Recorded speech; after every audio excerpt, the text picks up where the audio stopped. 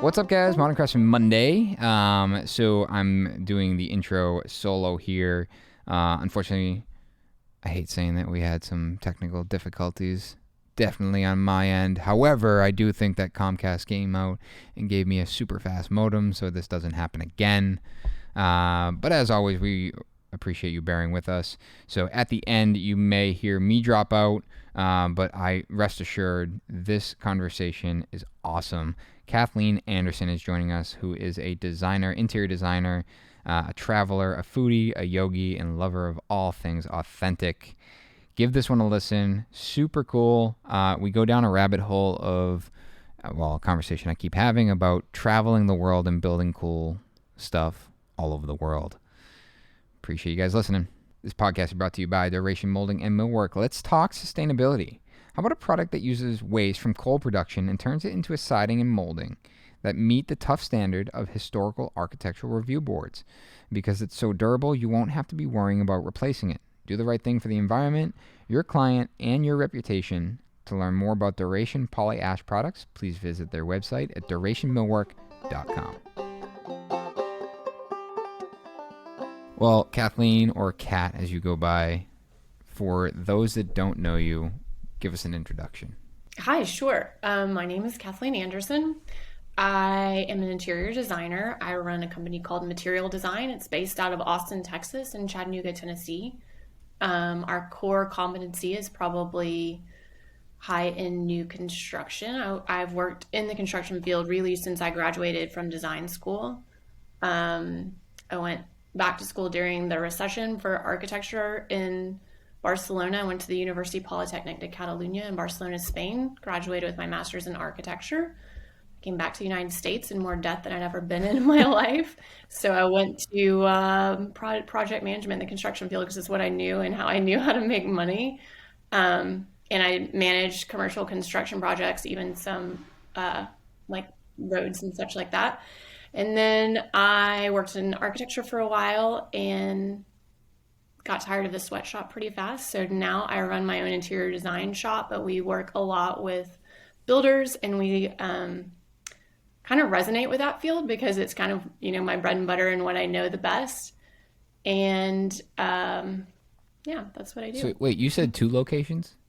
Austin and Tennessee? So I have a studio in Austin, Texas, and Chattanooga, Tennessee. I aspire to be a digital nomad. I just picked up my very first project in Parthenay, France this month. I signed it. So as soon as the restrictions are lifted, I'll be going back and forth to France. I want to know all about this because this is like this.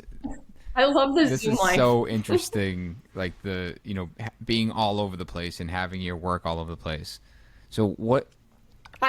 You were talking about wanting to do that, right? Hold up. I am all over the place and I'm still in one spot. Yeah. Does that make sense? That my mind's everywhere, but my products are right here. So I'm doing that. I'm living that life. My mind is everywhere, and so is my body. So let's talk about Austin and Tennessee first. What? All right. How did you? Because you live in Austin. I live in both. All right.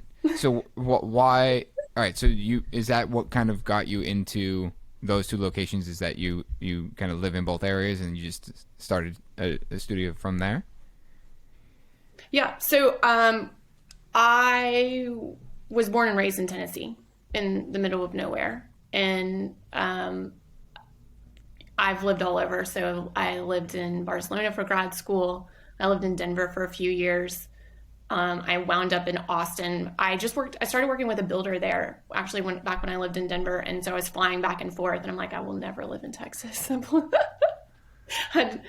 was like adamantly against moving to Texas. And then I moved back to Tennessee. I really like the lifestyle in Tennessee. Chattanooga, Tennessee is a beautiful town. It's a small city between 2 mountains. It's got this gorgeous river. I love to like hike, bike, paddleboard, swim, boat, all those things. And it's a great place to do those things. But the economy in Texas and the building that's happening in Austin right now is unbelievable. It's unbelievable. So I was going back and forth, and finally I moved to Texas. And then, last year, all of a sudden everything changed and I was sitting in my condo in Austin, Zooming people in Austin. And I'm like, if I don't have to be here. Is this really where I want to be? So I started thinking about where is it that I want to be? And I'm not 100% sure. I've always kind of like had clients in Chattanooga, not as many as I have in Austin. So I don't know. I'm just kind of like back and forth, and hopefully I'll start spending some more time in Europe. And now, but basically COVID forced us to be able to manage things remotely. And it like clients that before would never take, important meetings over Zoom are now completely comfortable with it. So I kind of want to lean into that and see how far I can push it. Do you find yourself having the ability to be as creative through Zoom with these projects? Because that's my fear, is that like we lose the camaraderie and the creativity because it's this like 60-minute block of time that we're dedicated to it, rather than being, walking the job site and catching things. I still walk job sites. I've been on a plane more than anybody I know this year. I think that it is important to be in person. I don't think that we'll ever be able to replace that, but I think that there's 75% of what we do can be done remotely. A lot of what I'm doing is, sketching and ideation and staying on top of things. A lot of project management obviously involved in high-level interior design, and I don't need to be in any particular location to do that. And then I do think that I can bring something to my clients in Austin if one week this spring, my cousin lives in Mexico City. I just went and stayed in her guest bedroom for a week, and nobody knew any different except for the people that called my phone and it didn't ring. But, I could Zoom just as well. I spoke at a convention in Chicago while I was down there. So all the time that we used to waste, like going from meeting to meeting, now you can just go like from Zoom call to Zoom call. So I think there's some like efficiency that you pick up. And then I'm learning how to time block. So like I was in Austin for 4 days. So like in 4 days, I'm going to walk every single job site. I'm going to have eye-to-eye contact with everybody that I need to have eye-to-eye contact with. And then, right now I'm in Chattanooga. Nobody is like missing me. I'm not like on job sites every single day. If I make sure that within 1 month I hit every job site twice. I think that's the important key, like the time block you're talking about. And my wife and kids actually just spent a month down in Charleston, South Carolina, and I didn't get to spend the whole month there, but I went down on the weekends and then spent the last week with them before we drove back up. And we're in the car for 14 hours, so we did a lot of talking. And my wife and I were like, what if we split our time? And it got me thinking about, could I actually open up another business down there, or would I just completely run my business back in Boston from South Carolina, or vice versa? But that was kind of the mindset of all right, the only way I would be able to do that is if I were splitting my time truly between the two spots and then giving my undivided attention in either location. And it's funny you talk about the Zoom and people not realizing where you are. I had taken a Zoom call down there, and I happened to do it on the back deck, and my client said, "Where are you?" I was like, "Oh, I'm." Well, people are like, "It's awfully sunny," that's what and she I'm said. like, She goes, "It's pouring where I am." I'm like, "Oh, I'm in South Carolina." She goes, "Oh, okay." It's a green screen. I could have lied, but it was clearly like I was in somewhere much nicer than wherever they were in Boston. But it's just interesting, and I alluded to it in the last podcast, is that that's something I don't like to use the word jealous, but I guess for lack of better terms, jealous of the design industry. Of you guys get to work all over the place. We have a little bit more freedom than you do. And honestly.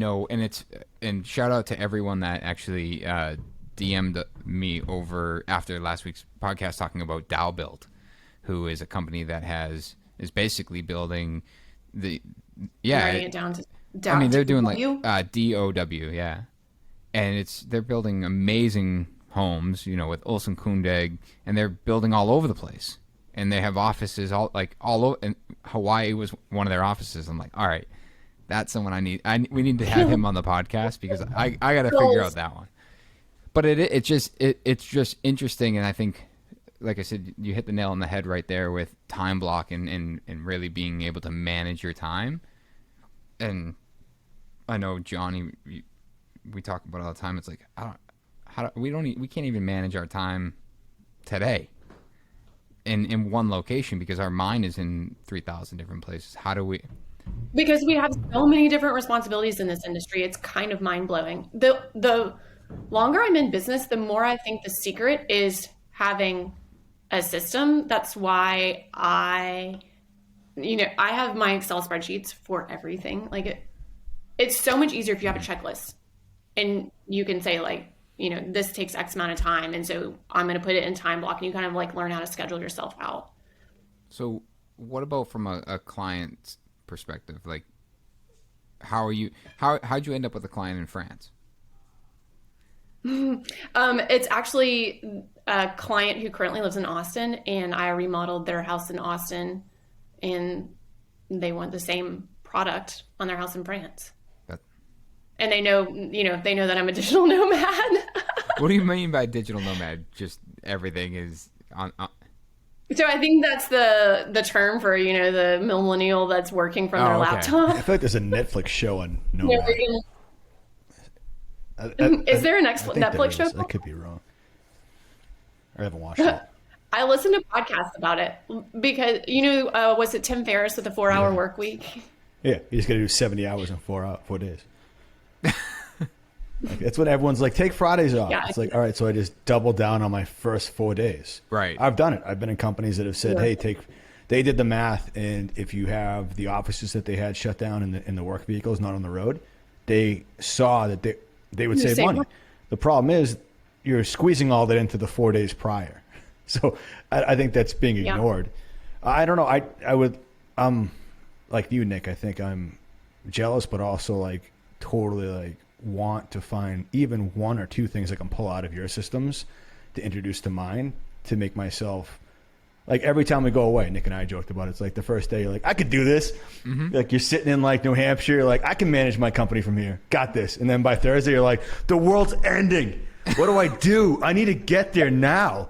And it's just, I feel like to me, I'm cool with like the next 5 years, because it's weird. You create a system and then the project scale and scope changes to the next job.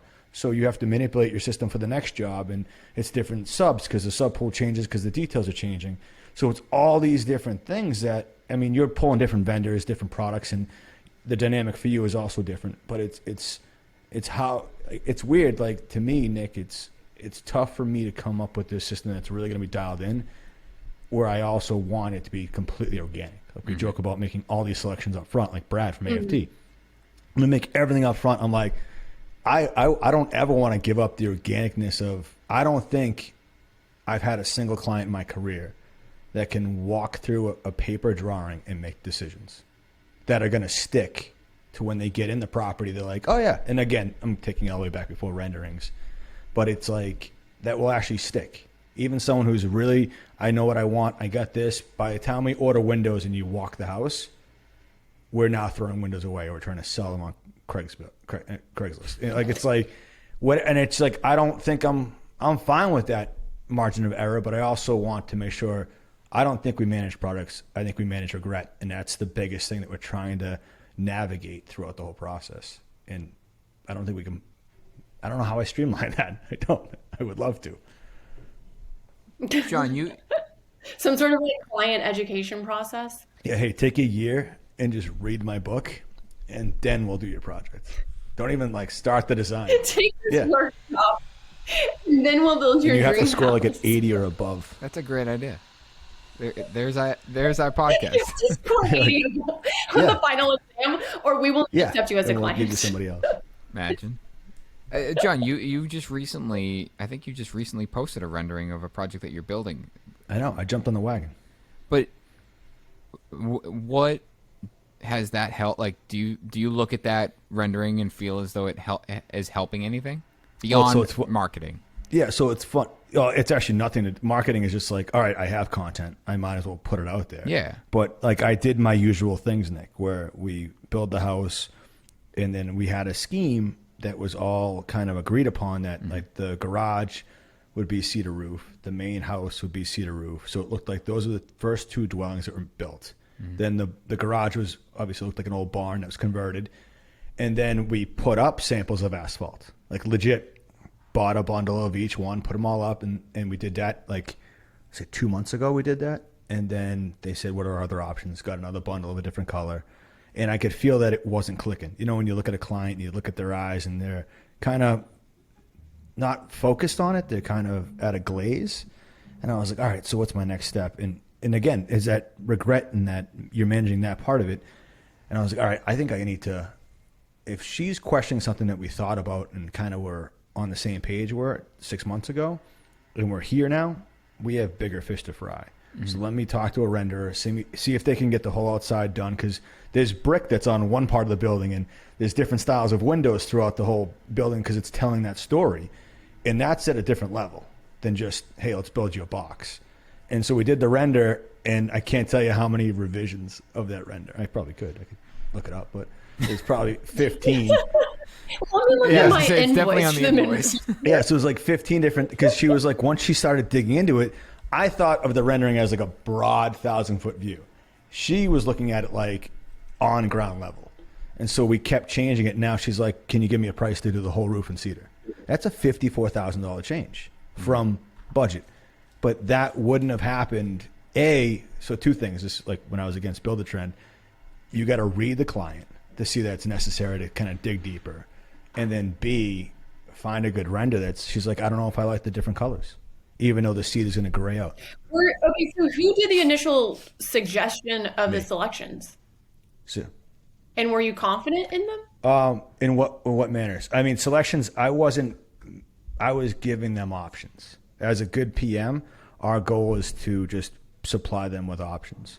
And the overall scheme that we had planned, because there is no designer, it's just me and them, kind of going with the whole, what was it, master builder plan, where we design it and we build it. So it's, I mean, I love the idea. There's houses in the area that you can pull this idea from the contrast and the roof colors. So there is examples of it in the town because it's historic. So we're trying to make, like our company, Vintage, trying to make a brand new home look old that has the historic significance that an old house would, with the character, but also the modern flares. But it's just knowing that she was on board. Like I can't tell you how many windows that we've moved and ordered, and then I don't love that. Like right now, she's like, the front entry, I don't love it. And I'm like, the foundation's in, it's built. What don't you love about it? Should we dig into that? It's legit a therapy session. You need a vintage builder designer. Well, no, I need to hire a design. So we do a lot of work where we have designers do it. Where, Nikki from Acquire, Amy, Corinne, all these different designers get involved. There's also clients that want us for what we create. So there's that double-edged sword that, I've had architects say, stay in my lane. And I work great with interior designers because you love that. And it's because I think collaboration is the best part of it, And it's... Or if you had an on-staff designer that could deliver the look that you want to be your trademark and really dive deep together. We're going to phrase that as a coordinator. That way someone can help facilitate these things so I'm not chasing down roof samples. And just kind of get the render. Well, I think people come to... So I teach at Hourihan University. It's continuing education for other interior designers. And I think people that are building a house, it's their, how many times in a lifetime do they build a custom house? 1, 3, 5 at the max. However many times, it's a lot fewer than we do. And so when they come to it, they're like hesitant. I mean, I'm like this when I buy a car. Yeah. Am I making the wrong decision? So you gotta look at all the options. But if you're sort of like the guide and confident, like, I know this roof color is going to look great, you can kind of head a little bit of that off. Like, of course, people need their optionality or whatnot, but sometimes, people have done studies on this. People do not like to have too many options because they feel like they're going to choose the wrong thing, and then they're going to be stuck with it, and they invested all this money and and they have like total anxiety, and that makes them like, But there's also fatigue. There's also fatigue with crazy. making those decisions. If you don't stage, like we have a schedule for our builds that have certain selections when they're needed, because it's like you write them all per what you need for construction, But then I go back to reread it to go, how much buffer do they need almost to cleanse their palate? Like when you go to wine tasting, like I need you to cleanse your palate before you jump into the next one. Yeah. Like making decisions is exhausting. I'm changing my domain name. And today it was like, what do you want your email? Is it first name dot last name, first initial dot last name, first initial and last? I'm like, holy shit. Like, why are there so many options? I don't want to make another decision. This is what our clients feel like, especially when they feel like, oh, it's a $50,000 decision. I mean, I sat there and talked about my email for an ungodly amount of time, and it's a non-consequential decision. So I think as professionals, when we can show up with an educated suggestion, helpful. True. But the rendering helped, Nick, either show the entire thought process that I had, that they were trusting me with. So it had my back, and it exposed the fact that she wasn't loving it. Right. And now it comes down to budgets. Now I have to give them a price to go all cedar, which I think is absolutely. Are they doing it? Are they doing it? Are they doing all we're cedar? doing an overall cost complete right now because her style and taste has been expensive. Not a line. Well, it's like I told them in the beginning, we can't finish the basement, even though we still dug it down at the time for 11 feet for a golf simulator. But now it's like you got to pull. That's the toughest part about our gig, in my opinion. It's that in the beginning, it's about how do you create stuff that they want, and now it's more about how do you do it where there's a bag of money and you have to back into a certain number, and you have to almost forecast when you're going to be short. Like, it must be a tough conversation to tell them they can't have their golf simulator, huh? I know. Now you sound like the people that leave reviews on iTunes for us. I'm sorry. You have to actually go golf. You know? Well, I think it's they the whole get pissed at you when you tell them that? No, I think it's a better conversation to have where it's like, oh, well, it's this amount of money. It's like, no, you can't finish your basement. Like, I think dollar signs are really irrelevant at certain points, but if you can put it in perspective, like, we're not going to finish your garage. It's just going to be rough wired so your door's open, no insulation, there'll be a sub panel there, and that's it. But when their dream was to finish the whole thing, Tyler, like to have the whole thing complete, that's a huge nut that you're compensating for. And that's the toughest part. It's like, oh, we want a pool. Well, something has to give, because so I have to be I make my spreadsheet the bad guy. The spreadsheet says we can't do both. So you blame it on the coordinator. Yeah. It doesn't exist. It's Kathy. Hey, Kath. There's no one over there. Well, I just think it's funny, though, that you get down to it, and those are it's not a matter of life or death. It's not. I mean, even the basement, it's not, hey, we can't put kitchen cabinets in right now. Just the stuff that people have to like, that's a sacrifice for them. Where it's like, no toilets. Yeah, like you can afford it. It's crazy. I mean, I feel like if I were in that position, I'd be like, all right, we can't do the golf simulator right now. I got to go do a putting green. You know what I mean? Yeah. I'm just watching John's face. Just think about it. But if you were to tell, have a conversation with yourself 25 years ago that this was going to be kind of your point of contention with business, I mean, you're in a good position right now. Well, I think, Tyler, you jumped in a little late, but we were going back to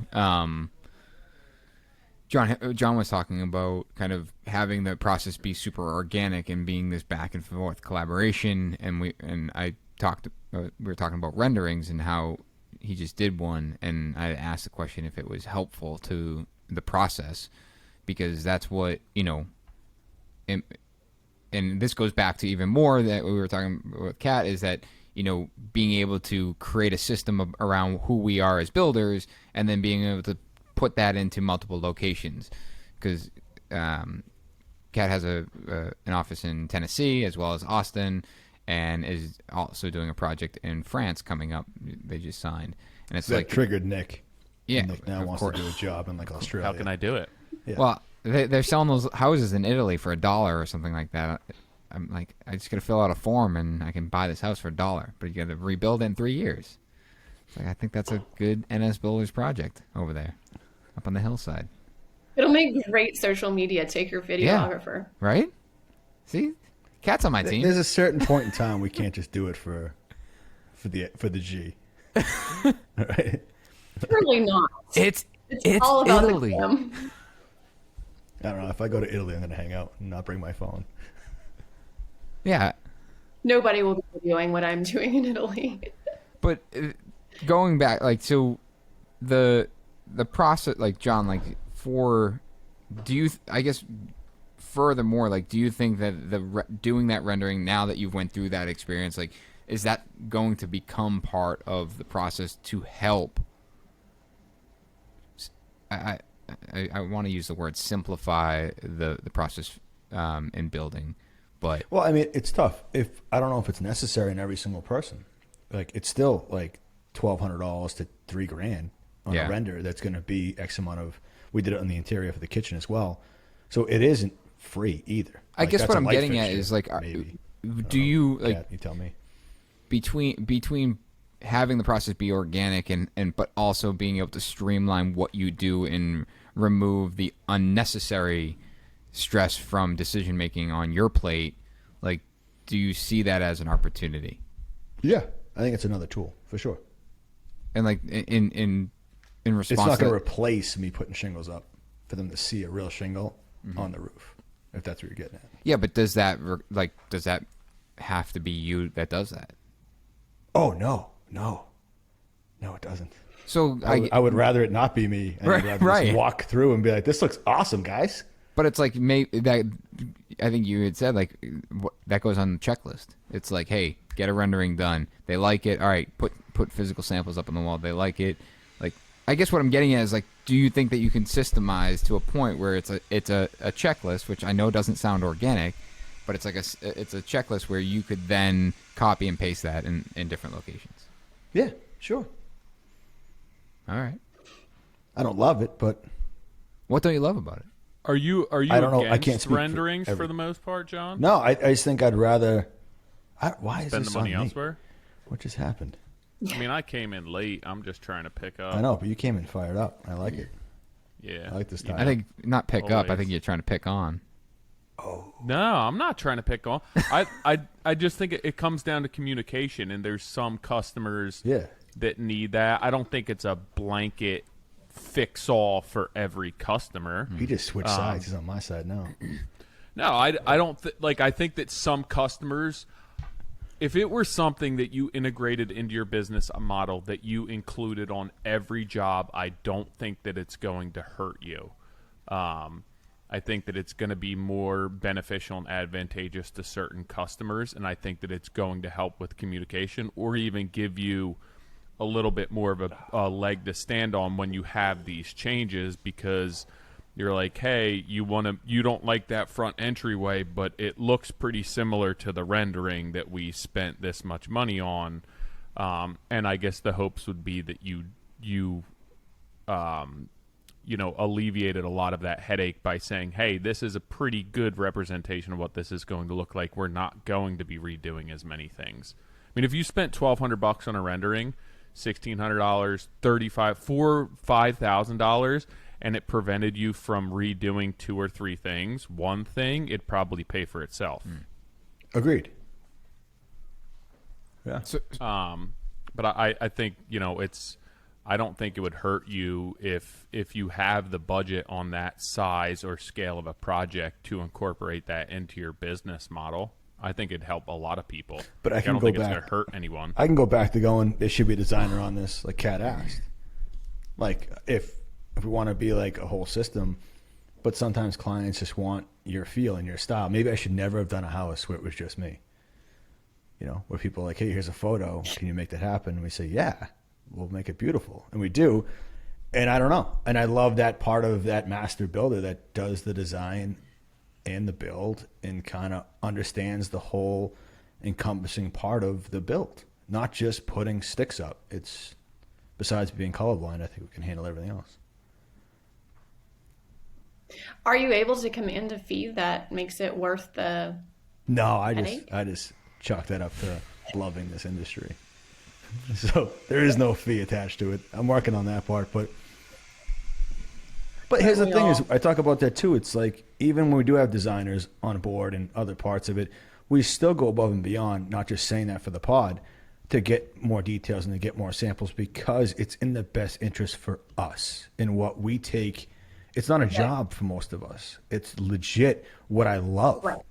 So the best interest is for me to go the extra mile and get whatever sample, whatever rendering, and maybe I don't charge for all of them, but it's because I can't at the end of 7 months, 14, 2 years be like, that sucks because I took a shortcut somewhere. Right. But can you, number one, systematize it? Okay, you're going to do a rendering, you're going to do a physical sample, put it in the schedule so you allow the time in when you're forecasting projects and accepting projects, and then put it into your sales process so that you can charge accordingly. I got a question for you though. So as you design, do you have junior assistants? Junior designers? Mm-hmm. How much of the design do they actually do? Is it all 100% you? I would say most of the idea generation comes from me, and then they're doing the presentation, like creating the presentations, taking that into my spreadsheets, keeping them current, creating the renderings, the SketchUps. So full disclosure, things. My wife works for 2 designers that I work with, and she is doing that part of it. And she turns to me and goes, how do I become a designer when all I'm doing is rendering and selecting items for you to present, said you? The designer, but how do you become a designer? That's the flaw I find in these spreadsheets. And the same thing I found with Build-A-Trend is that I worried about that end of it being, how do I make a project manager become a project manager and find that person's eyes aren't connecting with that roofing. So my point is how do you separate enough? You can put all the systems in place, but how do I get them to look for those little things? When they go, hey, like Nick, you're like, well, if we do a rendering, you approve that rendering. My business should never be built off of that statement. Right. I'm totally so how do with we, you. And that is how do we actually find that gray area? A problem in my business too, because I want my eyes on everything that goes out of our office. Agreed. But how do you? But how do you grow? So I think I'm blurring these conversations. I think the systems are obviously key. And having something that's written down so people know the path to travel. But how do we teach the gray area to people that we talked about earlier? It's like there's no playbook. When you and Nick were talking in the beginning, it's like, oh, we don't know, how does this work? I love to know more about this. How do we get those little idiosyncrasies and those gray areas that you can't, when you start to write it on a process page, go, I have no idea how to describe this. I don't know how someone's going to read this and go, oh, that's what I'm looking for. It's those little moments. Mm-hmm. Especially the moment like what you're talking about where you're looking around at the other houses in the area and you're making this house relate to it. That's not something that you can necessarily outsource. Yeah, but how do I put that on a spreadsheet? Like how do I get that person? Like how do you give up more of what you're doing right now and having them do the renderings and all that stuff so that they can actually go to a meeting? You get me? What's that first meeting for your junior designer that you allow them to go to? And actually have some authority. Obviously, you're going to look it over. That, I think, whether you substitute that junior designer with a product manager or a superintendent or a lead carpenter for us, that's the biggest jump. And Nick, you asked me before, do you have to do that? The render, that part of the selection. I don't want to, but right now, to protect my brand and my name, I have to be that person. Mm-hmm. But how do I get John and the other people in the company to be able to look far enough ahead where I don't walk in and the client's like, you know what, the roofing's going on and we don't love it. Now I own that roofing, in essence. Because do I give the client a change order because we didn't manage their expectations? That's where I get stuck. Is it how do we teach this industry and this is their first house? Like you said, Kat, maybe they do 5. That's an amazing client. You should pick up more of those. But it's how do we teach that where for what we do for, I think, the junior people in our companies, there's a different atmosphere for them, like work ethic and all that. Tyler, you can jump in on that, but it's because you love to. It's just how do we get it where they're giving everything they have to that client because they're spending their entire life savings on a property that's their biggest investment for their family. And some people are hot and cold with it, and that's why I never give up on it. I have to be there for all of it, Nick. But please, someone give me part of the secret. Part of the problem is that it comes down to what you guys are building, and I think that bringing somebody in for you who's entry level, whether it's a designer, a project manager, a super, a painter, a roofer, it doesn't matter. It's going to be tough to bring somebody in with very little experience and train them because the mistakes are huge. Like, you learn that roofing mistake on an addition is way different than learning that on a 10,000 square foot build. So it's going to be really tough to bring people in who are inexperienced and groom them and expect them to learn, because those are realistically, when you think about it, they're small mistakes that you learn throughout the course of doing this.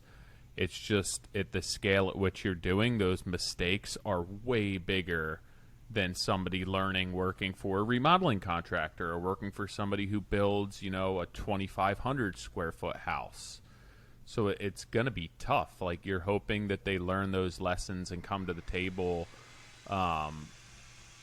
with a lot of that already sorted out, so those mistakes aren't as often and aren't as costly. But I feel like that's kind of just the nature of the beast.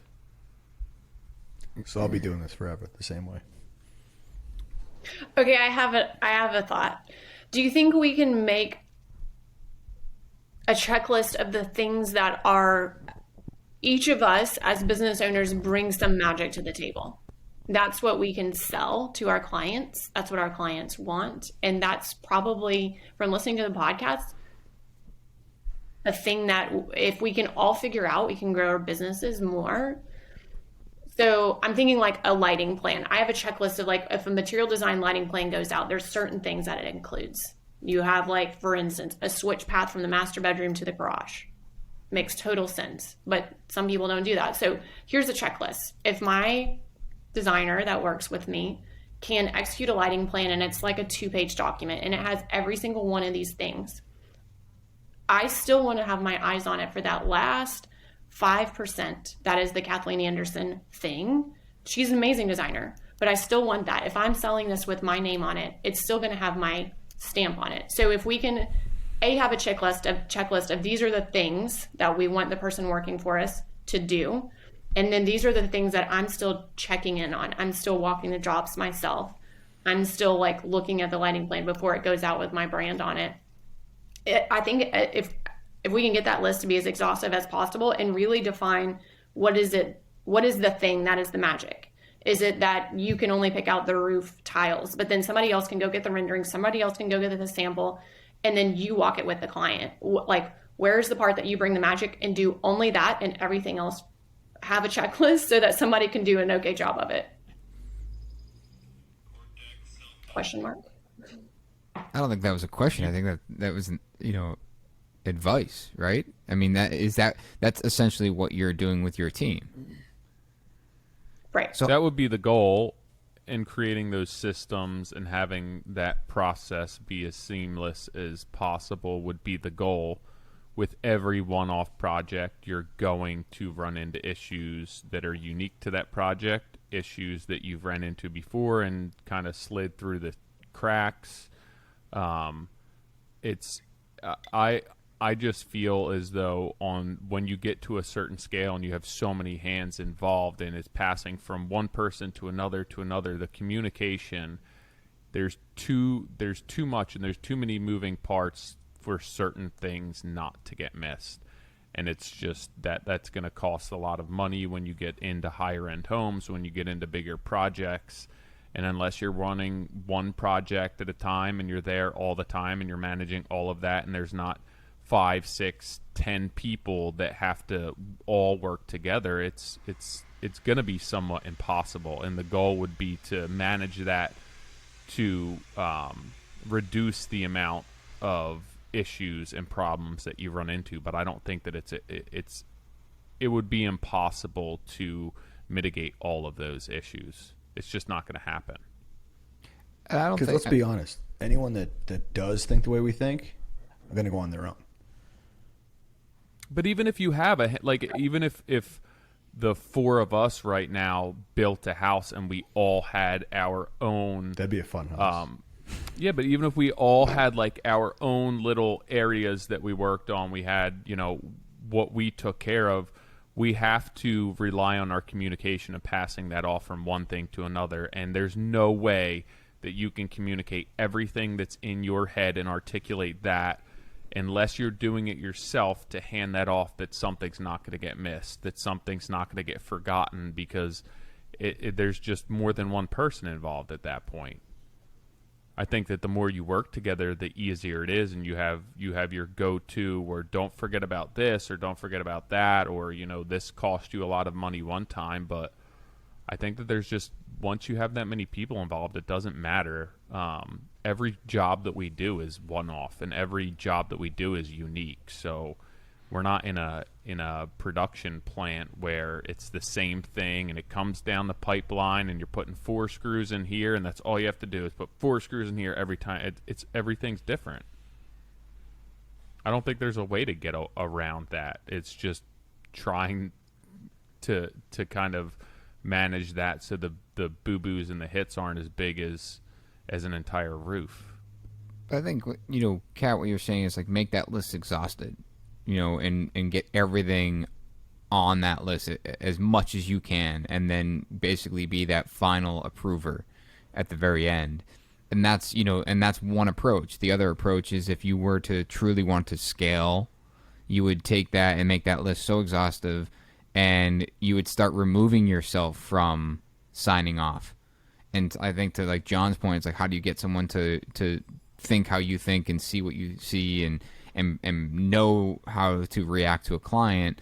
It's you have to do it through osmosis, and that they have to be involved. Your right hand man in basically just overly sharing everything that you do as who you are as part of the brand, right? And then eventually you decide to let go of that. And I feel like I say this a lot, is that there's, when you decide to let go, there has to be part of you that, if you're going to do it, you need to be okay with the fact that there's going to be screw ups, that the mistakes that you made that you no longer make are probably going to be made all over again. And it's like you've slowly climbed this ladder of less and less mistakes because you're the final approver. And then you decide that, hey, I'm going to take that off my plate and I'm going to go over here and then go and start a company, start a division in South Carolina or in Tennessee. Well, that you got to be okay with the fact that that's going to dip, and you can, and the reality is you're still going to be involved and help, kind of soften that dip as much as you can. You're not going to just walk away entirely, and in hopes to be able to correct that and have it start trending back upwards. And then your focus becomes less and less, continue to become less and less focused on that to allow that to grow on its own. It's difficult, and I go back and forth, and I know the three of us talk about it all the time, is scale and being in control and having more people and less people, and what we're okay with letting slide and what we're not okay with letting slide. But Kat, to speak specifically to your business, like how are you structured? Like beyond what we've just kind of touched on, but like really in depth, like what, new projects, how are you taking that new project and then delegating those tasks? So I do most of the client interaction at the beginning. So I interview prospects myself, but do a lot of relationship development. Most of my clients at this point are return. I'm on project 2, 3, 4, whatever. Or they're their friends. And yeah, I get like emotionally invested in projects, and sometimes I take projects I shouldn't, but I love them all. I have really good clients. I usually now. get financially invested. So like if they asked me to come pack their suitcase, I probably would. And then once they're kind of onboarded, I do, the onboard meetings, and I do ideation, and I download that to my designer that works for me. And so whether that, depending on what the project is, and they're all different, whether that is a specific layout, and I'll just kind of like sketch out, send it to her, and then she'll put it in SketchUp and start modeling, or if it's selections, I'll grab selections and just send her like a Word doc of links. So and she'll put it. I want to pause it. So going back to the onboarding, I'm making an assumption here, but you probably have a process in which you interview these prospects, and then there's a process for onboarding. Like, are you looking? Yes. Something that we've been talking about internally is like having a checklist of as we get a client, as we get a prospect, do they fit the checklist? Meaning, like, is their budget aligned with us? Is the aesthetic? Do they share the same and going through and making sure that we're not just taking a client based on the fact that it's a really cool design, but they don't check any of the other boxes. So what's that process look like? I do have a system. I do an initial consultation that is not a working consultation. It's more like, I want to come see the space or see your floor plans or whatever it is, and kind of get a vibe for them. I tend to do best with clients that are business people, entrepreneurs, high-level executives, whatnot, people that can make a decision. I tend to not do well with clients that are, part-time HGTV watchers and things like that. Just finding those guys. They're getting slick. They're hiding. But the thing is, I can bring the most value to people that are used to outsourcing things. It's no different than if you're in the medical industry, you want a patient that's going to take your advice, not be like, well, I was on WebMD last night and I've already diagnosed myself, so whatever. I don't know. I think that it becomes more of a win-win. We bring more value to the party if they are relying on us to do the thing that we do all day, every day, and we have systems for it. So I do a, one-on-one or whatever, whoever the decision makers are, I go out and meet with them. And then I'll send a pretty detailed proposal, and I have a very detailed outline scope of services along with the lump sum. And then once that payment is made, then we're off to the races. And I have everything kind of like outlined as far as time frame really from the front. So by the time they write that check, we know like when all of their meetings are going to be to get through the designs. Now, is that and I hold my team to a pretty high standard as far as we don't miss deadlines. It's usually our fault anyways. Well, you can blame it on the builder for sure.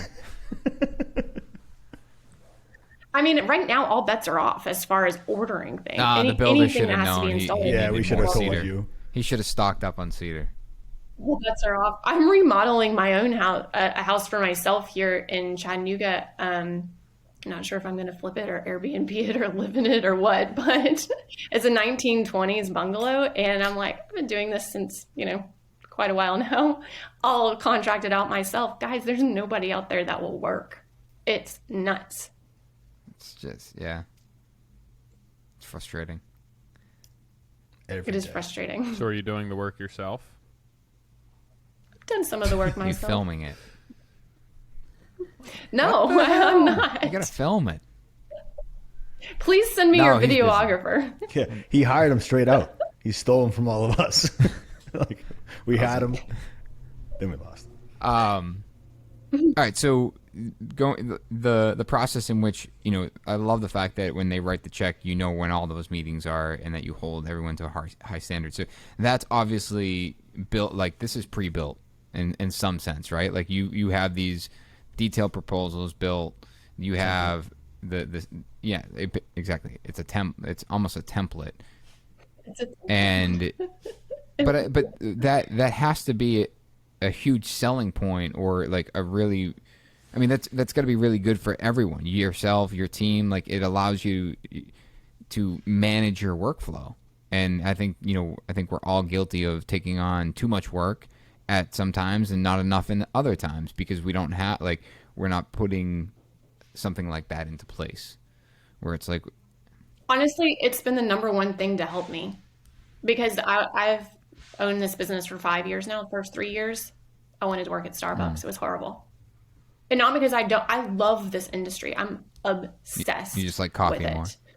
I want to bring the most value to every single client, but you can't just work around the clock and keep taking projects, keep undercharging, and it go on indefinitely. It's horrible. I've been in the business. So slowly, like getting these templates in place have saved my life. So you touched on something that's important, is the undercharging, and that's, I feel like everyone. Still kind of guilty of it, but I'm working on it. But everyone talks about, you got to raise your price. But there has to be value there, and correct. And people in our industry throw that on the like online forums, like raise your prices, but they don't talk about like you got to bring it to the party. If you raise the prices, you got to bring something to the party for that. And I think like things like your podcast help us all raise the standard together, so that we're bringing the value that it commands the fees that we need to make in order to make a living doing this. Imagine if everyone's just raising their prices because of our podcast, and we're sitting here just keeping the same price. It's like, wait, we didn't get the memo. I wouldn't be. Now, Kat, so when you do this template, are you good at managing time? Like, what's your flaw? Like, so this usually, like I gotta ask. Let me get out my very long. Well, I list guess of we flaws. always hear like, hey, hire to your flaws, so that way someone can take that over. But like, if I do, like, let's say we put the Build a Trend schedule together. I know, Tyler, we talked about this. I apologize, but we put the schedule together twice already, or three times. times. And then, like, then I want everyone to follow that. Like, everyone in the company will then have something to go by. Is there somebody in your company, like, for instance, is a designer that's in a space near us, and we're gonna build that whole space over that they're in, and I've only dealt with her 100% for the projects to get stuff done. And I've only met her people, let's say, when they do installs, because everyone's all hands on deck. Everything's going where it needs to be. And one person's doing like drapery, the other one's doing lighting, bulbs and all that. But I'm at that meeting and there's this bulldog. Her number 2 is like, hey, these floors I'm like, hey, these floors getting shined, polished? And she's like, yeah, they're getting leveled. And the designer's like, I don't know what's happening. And the other girl's like, what's happening with these floors? So my question is, the template's one part of this equation. Who is your bulldog? Who is like turning to you going, Kat, like, if we're going to hit this time frame, we need to get this, and this done this week, because you're obviously 10,000 foot view, going to France, wherever else. Who's dialing you in? Is there a person in your company that exists that does that, or? Not yet. That's something I need, honestly. I just onboarded someone that is customer experience, and I'm hopefully handing a little bit of that to her, because this is something that's so important to me. And this spring specifically, I've overloaded myself because I can't say no to people. I've now built a relationship. Like, oh, you want me to do your third project? No, I know. I can't do it. So, yeah, I need that bulldog. Right now it's me. My flaw is definitely being spastic, and it's why I need the list, because I'm like, yes, I'll do that. I've got that tomorrow. And this is why, like, I don't sleep at night. It's great. I had this talk with myself. I do this the other day where I'm like, I do everything above board and I do it right, and I can't sleep at night. Like, what happened? And our clients don't want that. Our clients don't want to work us to the bone. Like, I couldn't cut corners. If I cut corners, I couldn't imagine what would happen, because I can't sleep now and I do everything right in my eyes and in the industry. But it's like, man, like, this is heavy. I have a hard time with it. I'm looking at spreadsheets right now. I love a spreadsheet. It saved my life. How much do you think you're able to stick to your templates and your spreadsheets, or is it more of those can kind of shift and evolve to how you need to per job, per customer? I kind of use them as guidelines at this point. It's more of like, let me, make sure I'm not overlooking something. I mean, Tyler, I do that with my budgets. I approach it very organic. Like, I am a super, what's the word? Like, I'm like over here, like whatever. And so to like open a spreadsheet, okay, it's just comforting. Like, okay, do we have like doorknobs? Do we have cabinet hardware? Do we have like mirrors? Do we have da-da-da-da? It doesn't mean I'm sticking with the spreadsheet exactly, but at least there's like, at minimum, we have all the basics covered. And then that kind of like reminds you of other things that you want to add or change because it's a specific project. Yeah, like you my know? spreadsheet, I have everything on there, and we start the spreadsheet, the budget, with everything, even like pool, all that stuff. So there's triggers there, because if you rewrite the spreadsheet for the first time without that template, then you're automatically going to miss something. Like we have electrical broken down for like smokes, AV, doing temp service connections, all those things. Those numbers are in there because if you don't, it's all bundled. That's all I'm thinking of it, Tyler. So right. It's easier to like take stuff out than to add things in. And if you've been in this business long enough, you've forgotten enough things to like get pretty much everything on the checklist. I think the template thing for me recently, we've been building out our John, you saw it, our proposal template. That thing's tight. And you just win projects for that alone. Well, but that's what it came like. We started realizing that every time we were putting together. Thank you, John. I appreciate the compliment. Every time we put together a proposal, well, I felt bad for not saying thanks. I was reinventing it every single time. So anytime I put a proposal out, I'd be in a good mood one day. I'd have some extra time. You know what? Screw it. I'll do it tonight. I'm gonna make this thing look real pretty. The client's nice. The next client, I don't know. They weren't super nice. So I'm just gonna send them a price for it. And it like that frustrated me. And Kat, you said something like how you like being able to talk to builders and understand process. We talked a little bit before this podcast. That's what I realized is that, all right, I'm going to start talking to and figuring out like what am I not doing that other people are, and what in relationship to what I want to be doing. And it's like we had this really great project come up that I said this is a perfect opportunity for me to start this proposal template that I've been trying to do for 5 years now. And it's literally a third of the size that I wanted it to be, but it really started to mold and be really, relating back to our brand and who we are. And now going forward, you're absolutely right. It's like easy to pull stuff out. It's hard to add. So like you build that out, and it's like when I go to do it for a different job, I'm just plugging in the information, and it's and it's there, and I can deliver something to a client that is more than they would expect, because it's it's not like I'm spending 40 hours building this spreadsheet, this template again. It's done. Right. It's just copy and paste and then go in and edit what you need to. I mean, as much of that as we can do in our businesses, I think that's the name of the game. Right. But so my goal for scaling, like I never aspire to have projects that I don't touch. That like crushes my soul to even think about it, actually. I just don't. Like I'm sure that is the way to be rich and famous, but that's just not what I was put on this planet for. So I'm like really working these days, like what are the other ways to scale without just putting out product into the world that I never get to touch, because I don't want to be the Starbucks of interior design at all. You said, so like what other services can we offer? And Nick, I was thinking about this for you, like educating other designers and like really raising the industry. I've really enjoyed teaching those continuing education classes, and it brings me joy on the side of interior designers that don't have to go through the 3 years of hell that I went through the first 3 years of business. Like, let me give you a little shortcut. And that's a real value add to their business. So it is worth the compensation, but it's also like their projects are going to run smoother, and there are going to be happier clients and better projects in the world because I gave them, so I teach 2 classes right now. One is business class and one is construction, because interior designers are not taught construction in school. So, why don't you do solid slab doors on cabinets?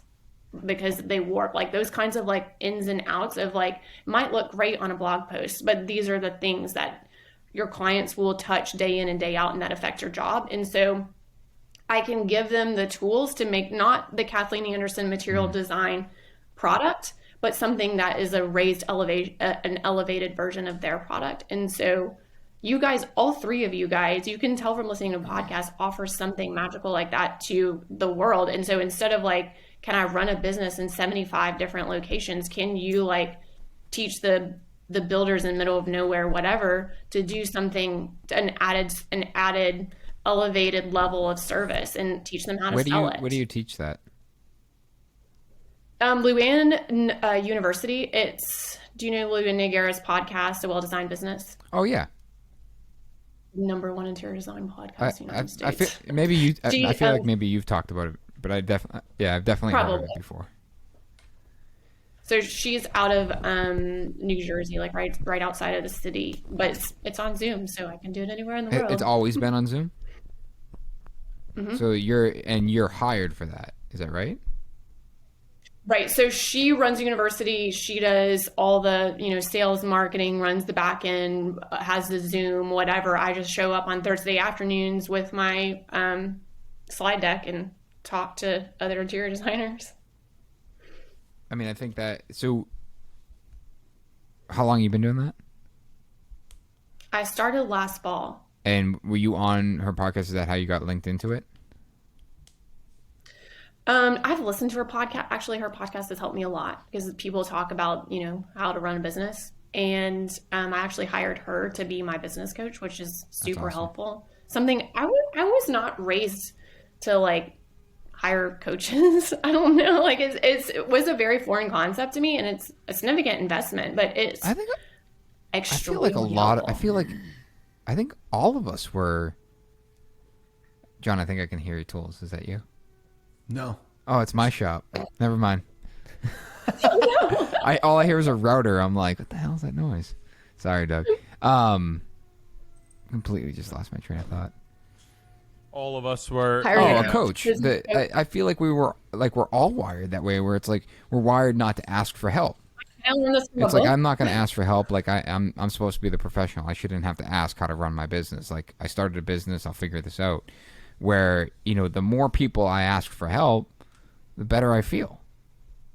And it's like, and that's, I think why we really started this podcast, because we all felt alone, and we talk about that all the time, about, just getting everyone to realize that, hey, we're all struggling at some point. We're all growing. We're all trying to teach and learn and grow. And we can, it's better together than individually. And there's no reason we can't do this together. And it's the same thing with a business coach. I've worked with one for a long period of time. I work with different individuals on like a one-off basis, and they offer just a different perspective on so many things.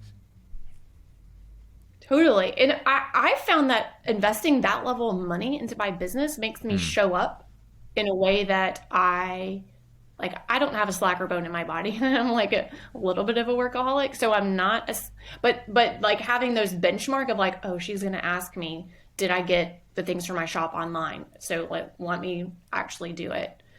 It's really helpful. Isn't that what you said, Nick, initially, just the accountability? Paying the money, having somebody, that you're forking out this much money that you have to make it happen. Right. One of my faults is that I usually do it the day we're meeting. So, and we share a Google sheet, so he'll log in and see if I did my work. And we'll hop on the call, and he'll be like, you didn't do your work. I'm like, yeah, I did. He goes, when did you upload that? I'm like, 5 minutes ago. I did it. I thought about it the whole time, but I just waited till the last minute. But it's the accountability. I'd delegate that to somebody else. Can I do my homework? He said that. He was like, listen, there's some of this stuff that you shouldn't, you should delegate. But for me, before I delegate it, and John, I think we've talked about this before, it's like, I want to understand it. Before I tell someone, hey, write a PO and pay the PO like this and do that, I want to make sure I understand that process, because I don't want it to be more complex, or I don't want to offer my opinion on something that I know nothing about. And, right. But yeah, it's, I just find the coaching side of it, just even the one-off scenarios where it's like you want to hire someone, or you got to fire someone, or it's like I want to scale, or this is my goal with my business. To be able to bounce that off someone, and and just be able to talk through it, I think is just enormously helpful.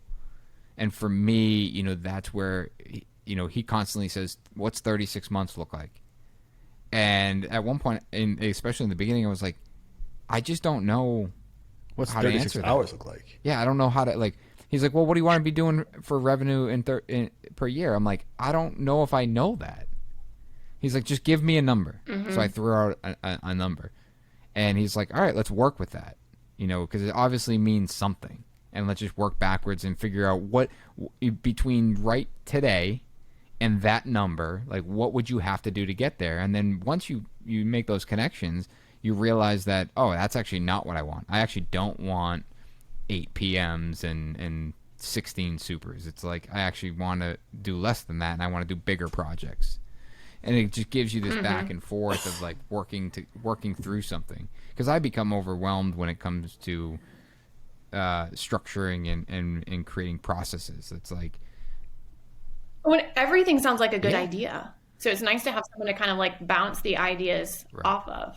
Even like sometimes I find that I bullshit myself in what I want. You know? 100%. Like, I'm like, drapes seem like a high profit margin thing. I want to have a drape shop run out of my shop. And she's like, really? You like, let's like look at like how you want to live your life. You want to be all over the place all the time. You really think having a drape shop is the place for you? Like, let's focus on these other ideas. It's funny. Like, I think it's more of what would it solve?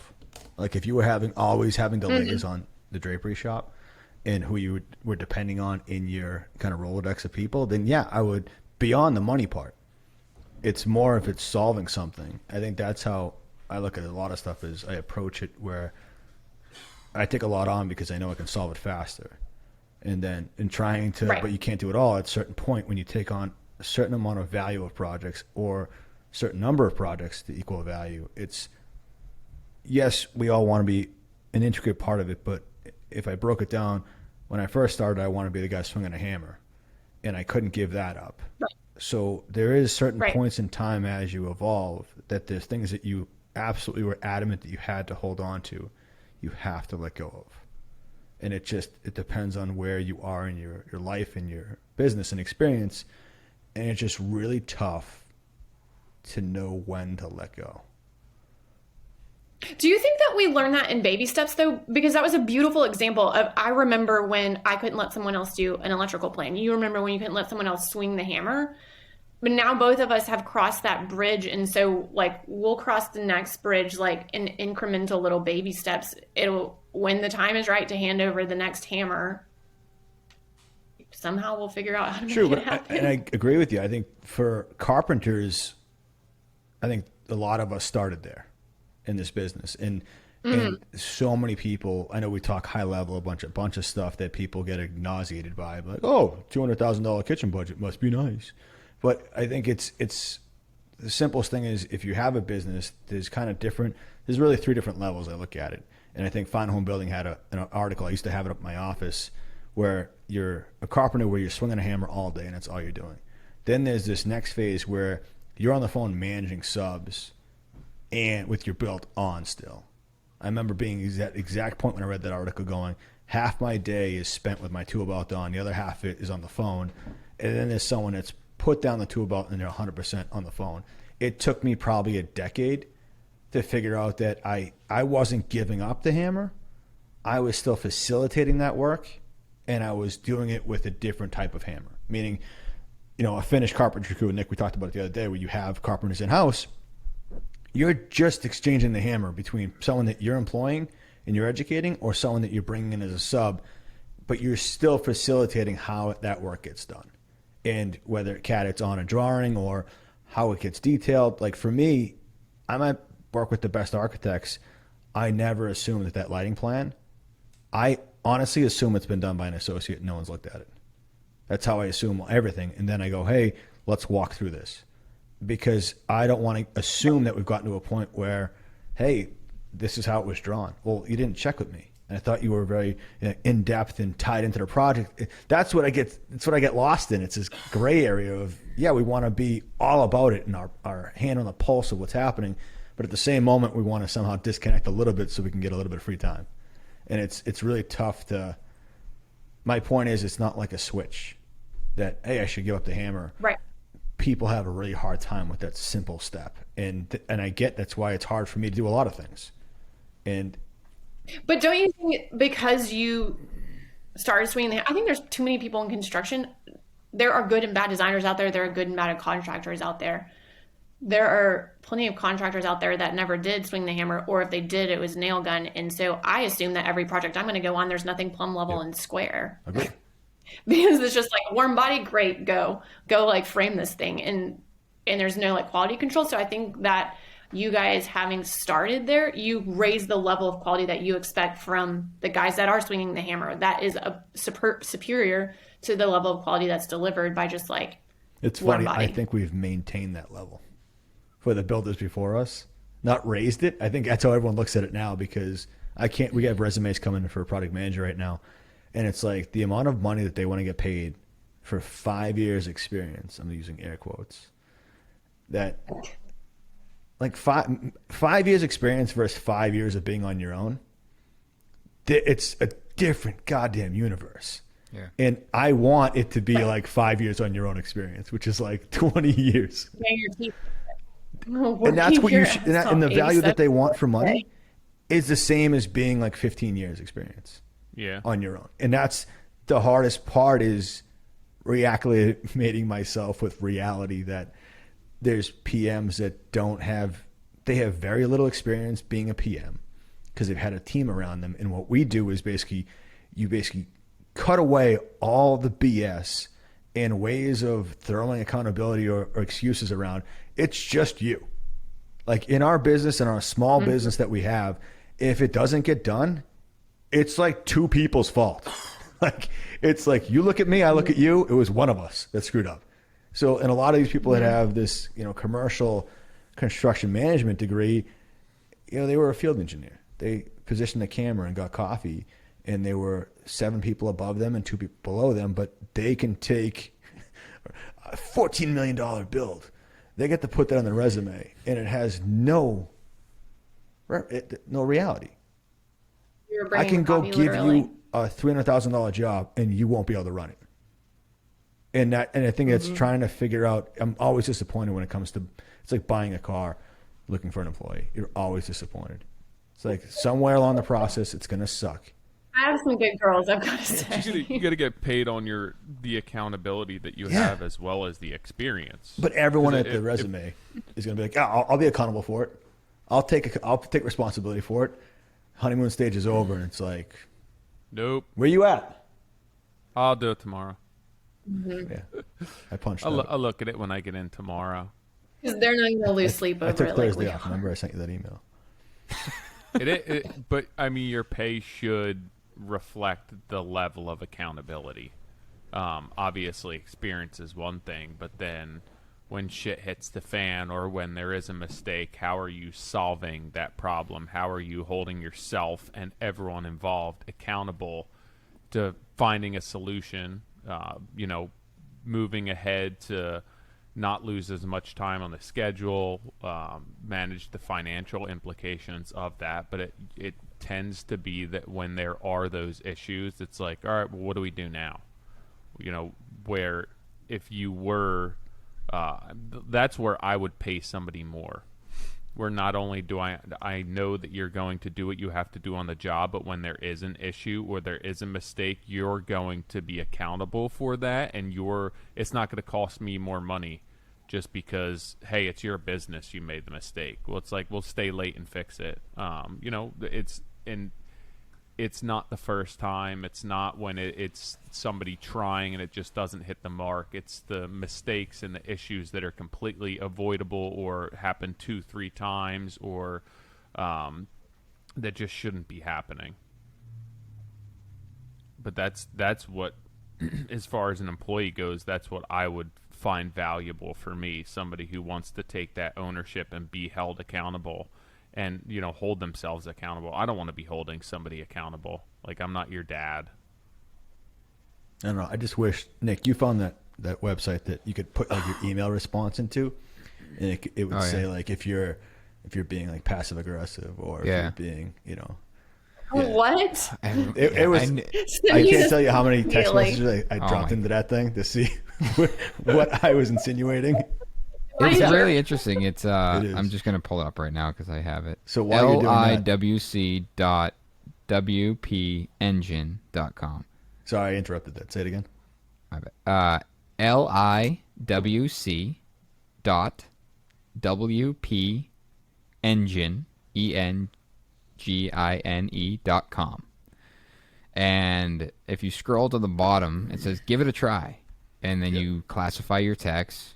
and it could be a professional correspondence. You copy, paste it, analyze it, and it will tell you how much you're referring to yourself, how much you're referring to the person. Is it positive, negative? Is it personal? Is it not personal?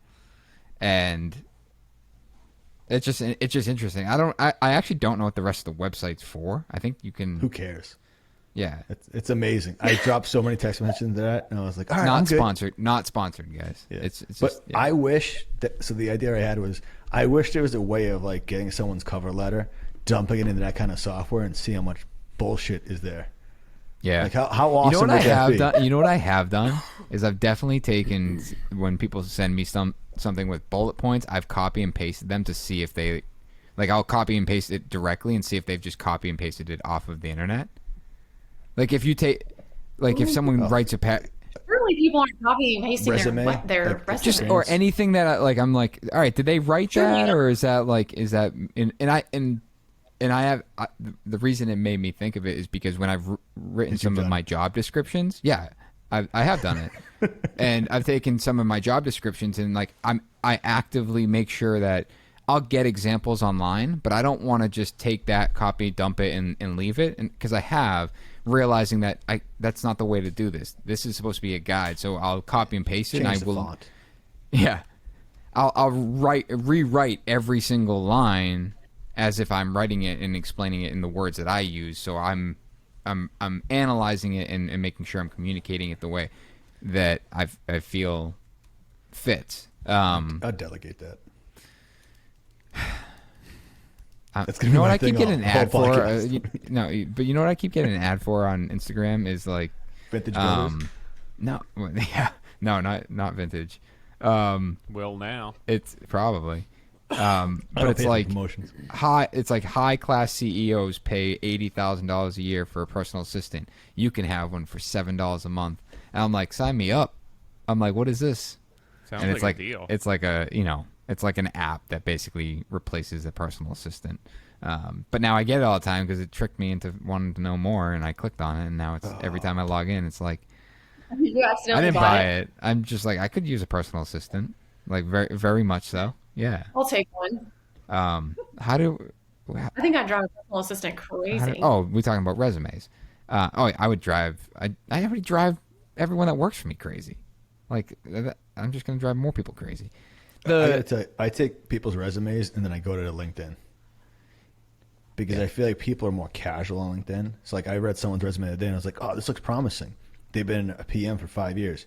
Then you go on LinkedIn, it's like, oh, they did like, what was it, warranty for 3 years, assistant PM for 6 months, and they've been a PM for a year. But they've been at that company, and on their resume it was 5 years. And I was like, Right. dude,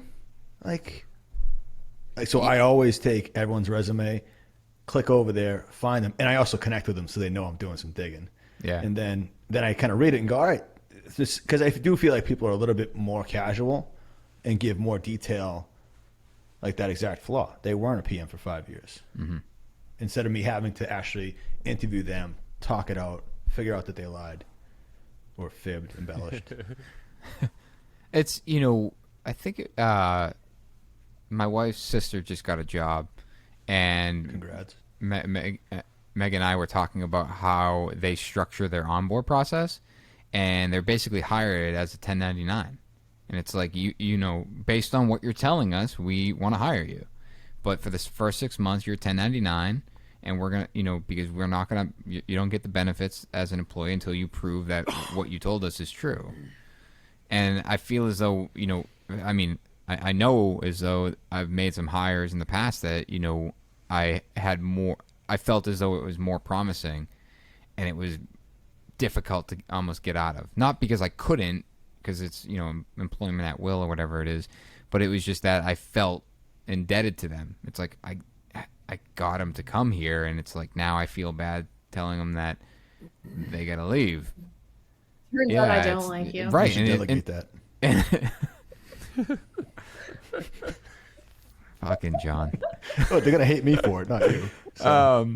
You know what? I'm just gonna call it. Hey, you got to talk to John Hourihan. He's actually my hiring manager. I would love it. I'm good at that. Hey, so since Nick had you call me, you're fired. Bye. So I'll do it face to face. It becomes known throughout the office if you have to call John. Well, apparently I've only let go of people on Mondays. So like every Monday, it's a joke that Ooh, I brutal. that's what Monday? I guess I think about it all weekend, and then I just Friday is the day to do it. I just don't do that. So forever it was like Monday. You know, Monday's the joke. It's like, all right, who's going today? But God. Make you know this what I think? Sunday I think scary Friday I even want to worse. do it, and then I'm like, you know what? I'm just gonna take the weekend and really think this through. Like I'm probably just aggravated. And I come in Monday. I'm like, no, you're really pissing me off. You gotta go home. Like I don't know. I don't know where I was going with any of this. I think I like the 1099 Oh, idea yeah. to start people off. But I think that's important. It's like having, you know, we just made, you know, a big hire in the company, and I spent a lot of time like really outlining, all right, how, you know, what does this position mean? So that's where I was copying and pasting stuff, and then realizing I had to rewrite. So what does this position mean? I mean, you can probably plagiarize. It's fine. What are the responsibilities? Like, how, and then the most important thing was, all right, how are we going to measure the success of that? Where it's like, I can't just sit down in my biannual performance review and say, yeah, you're doing good. It's like, no, I need, like, there needs to be something I can measure against, but also have that, you know, have that person look at that and be able to measure it himself or herself throughout time. So they can be like, I know I'm being measured on the fact that my budget needs to be within, you know, X%, and I'm looking at my budget right now and I'm not in that. So I know that I'm not doing well. And it's, you know, it's also to keep them accountable, and like it's not bonus based, but no, it's it's also just like, accountability. hey, it's strictly. But some of these numbers we're giving employees are healthy numbers, and you take the profit away from that, and then you start having some issues where, like, you have a pallet of shingles and it's $6,000 here, and then you do that over a couple of jobs. It's like, all right, like I said to Ben the other day, I'm like, how about I just don't pay you the 6G? You know, how about you own it? But that's like So that doesn't that's happen. where, right? But it's also like the, you know, and I'm not saying if you had a system in place per se, but it's like at that point it becomes this emotional thing where it's like you're just like you're getting aggravated with this person, and if that keeps happening, like you're just going to let them go. Where if, you know, I'm looking at it as like if it's structured in a way where it's like, yeah, like these last 3 jobs you've been over roof budget $6,000 because you've over ordered material. Like, you knew that, you see it on your budget, you know, I'm measuring it. So it's like, it's very clear that this isn't working, and I don't have to fire you based on the fact that I don't like you or that I don't want to pay you the $6,000. You can't fire anyone, Nick. The company's going in a different That direction. can happen Huh? on any What'd you day. say? That can happen. That can happen on any day of the week, right? Only on Monday. Wait, I want to know what John said. I said you I can't, can't fire anyone. Why? HR. You have to say the company's going a different direction, or like you. No, Actually, you can know, fire people. You can let people go, but like the firing and having like legit reasons. HR, You don't need to have a legit it's reason. Discrimination. No, you can't discriminate. But I know, but that word is very wide ranging. So the goal was always, hey, the company's going a different direction. It's not like you can't produce as a PM. And No, you can fire on. You can't say you suck. Yeah, you can't. You should. The company's going in a direction that does not involve $6,000 worth of Yes, shingle waste. exactly. Bye. You have to phrase it in a way. I got to talk to my lawyer because she was very, very. Yeah, call my HR department. That's why I said all my guys. It's still my number. So it's like, I think we should part ways before I hit you in the head with the hammer. That's not good. No, probably not. Oh. Well, I guess my point is, Nick, when you give someone a salary, let's say it's $80,000.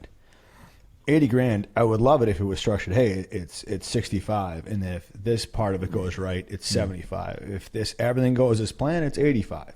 Because otherwise, the only other way to make people accountable is if they have a ownership, phantom ownership where they get profit sharing, and then if it's broken out that way, I think that's the way I'm going. Is that, hey, if you have it and you get whatever 5% of the profit sharing, I get to deduct that $7,000 from that percentage you were going to get.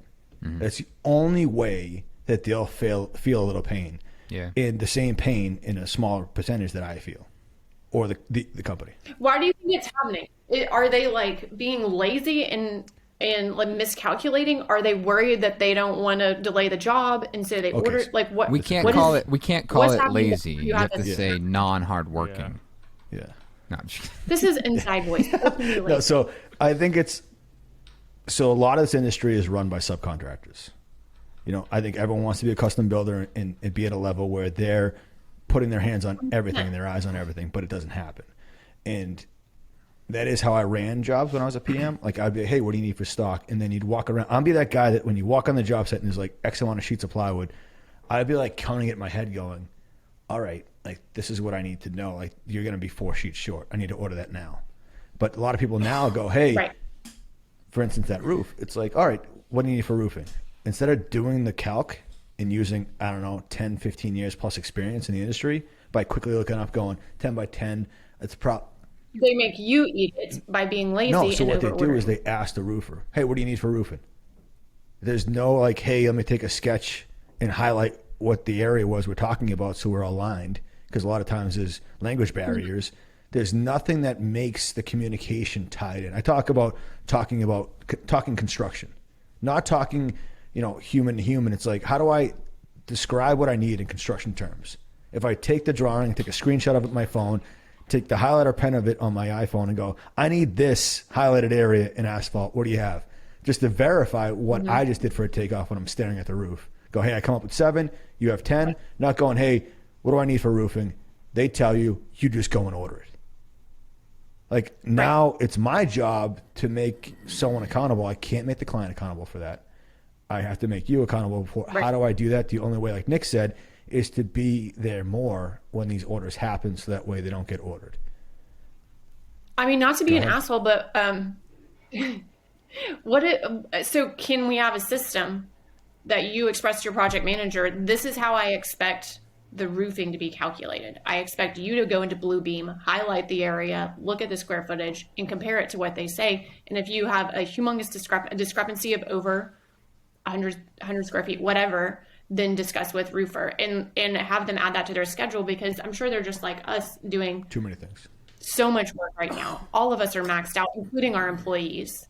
So plan for that. They're stressed. They're going to cut corners wherever they can. As far like it may not even be laziness. It's just like somebody else is calling, the phone is ringing. So in my business, this is how I expect for you to calculate roofing. And then if they don't do the process, then if we have the extra $6,000, we're like, hey, did you not know how to do the process or did you not do it? Yeah, I think you're right. Second time, you're out. I think it's like if I were to look at that right there, I'd have to write that process 3 different ways, because the different PMs we have, they all come at a different level. Like I think the person that we're talking about right now could have easily, like Tyler, I think if you were to look at a roof we were doing that was this renovation, it would have been a quick glance and go, I need 11 square, maybe 12. So, but I mean, seriously. So we're talking $6,000 repeated multiple times. Have a lunch and learn. Here's Bluebeam. Here's how we figure out a roof. This is what we do in our business. If it is not done this way, I want to know why. Here's the frustrating part about that, which is probably where you're coming from, John, is that, and I mean, I do this a lot myself, which probably isn't the best thing to do, but my mind goes to, if you were paying for these shingles with your money, what would you do? Would you ask the roofer how many you need, or would you calculate it, or would you sketch it, or would you get up on the roof and measure it yourself? Like that's where the accountability comes in. Like if that was your money, I guarantee maybe you make that mistake once, you find out how to get them returned, and then you never make that mistake That's again. more than my first car. But if they're going to be business owners, they're not working for us. If they are us, they're making decisions like we are, they're not us. So we have to give them the tools. Like, here's your process for doing it. Because the other thing is, if we hold the gun to their head too hard, I find I would have done this as an employee. Then I'm going to be figuring everything out. And then you have the opportunity cost of like, oh, you're over there like calculating something that costs $0.25, and it makes no difference in our business whatsoever. And you just lost 4 hours. Stop. But that's the same thing where the experience comes in, where you know what's important, what you can be over on, what can get bumped to the next job. what's project specific that you need to be tight on your numbers. And a lot of that comes from experience and having to eat those costs yourself, or having to deal with the headache of, if it's a special order material and it's like, hey, there's a 3-month lead time, order a higher percentage of waste than something that I know we can get stock.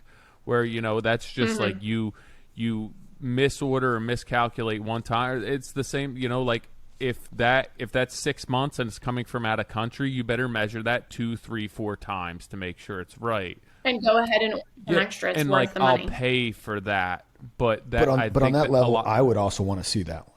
You know for what I mean? sure. But it's like, that's where the experience comes in, where, if you're going to pick up one buy stock and it's between like 20 pieces and 25, it's like, well, buy 25. If there's extra, we can use it. We're going to burn it up. It gets used on every job. Where, like, I don't need you to go and measure every single lineal foot of that to make sure it's right. And there's a threshold there that I think experience dictates. And I don't know. It takes longer for people to get there when it's on somebody else's dime, which is just that's just the way it's going to be. But I also think that, when you're paying for things, it stings a lot more and you learn way quicker. And Kat, you're right. I mean, there's definitely people in my company that are supers that I walk them through the process of doing a takeoff and doing quantity and having them look at what I'm looking at when, hey, if I'm looking at that, look at how many sheets of plywood there are. And it's, times the length times the width, you're at 32 square feet, times it by that. If there's a half sheet, count it twice to get a full sheet. Like little things, if it's siding, whatever it is. So I'm not, again, when we're talking about templates and we're talking about processes, that is kind of a blanket statement for a lot of terms and a lot of companies. And it's not, I am catering it individually to each person. So that's why if it was someone with less experience, Kat, I would absolutely do a lunch and learn, drill down on it, have a rep go out and meet them instead of just doing, I have the lumber rep come on and go, hey, I need this roofing. Can you walk so-and-so through that? I absolutely have done that on the level of experience I'm hiring people at, because I want to teach them that. And then if they want to leave and take that, massive, the knowledge that I've expressed over the years and go off, I would love that. But like someone that I've hired for X amount of dollars, and I hate to put a number value on it, but that's what we do. We both agree on a term that they've come with experience, and I've seen them and I've understood them for a couple months to know that they're a good fit. And yeah, I do, like everything, take everything to heart. That, hey, that screw up was probably somehow my fault. So at the same time, I'm saying this on this podcast, that it annoys me. It annoys me even more that they didn't return it fast enough, that I caught it. Like if it was me and I did that and there was a pallet there and it was on someone, I would have tarped it. I would have done something that. First, don't succeed. Yeah, destroy I would all have of it. returned it. I would have made it go away fast enough that, hey, it's on a credit. Don't worry about it. But it sat long enough that it was on my radar when everything else was. And it's more of, it made me in tune that there's something missing that I need to drill down on. That's why in the same time frame, we've got an office. We've been running our business out of pickup trucks and field trailers and field offices. And that creates more chaos in it. It's a necessary evil. You have to have an office, and that's how I've operated. But I've learned my company can't run the way I've run. The way it's in a clean way, in a clean manner.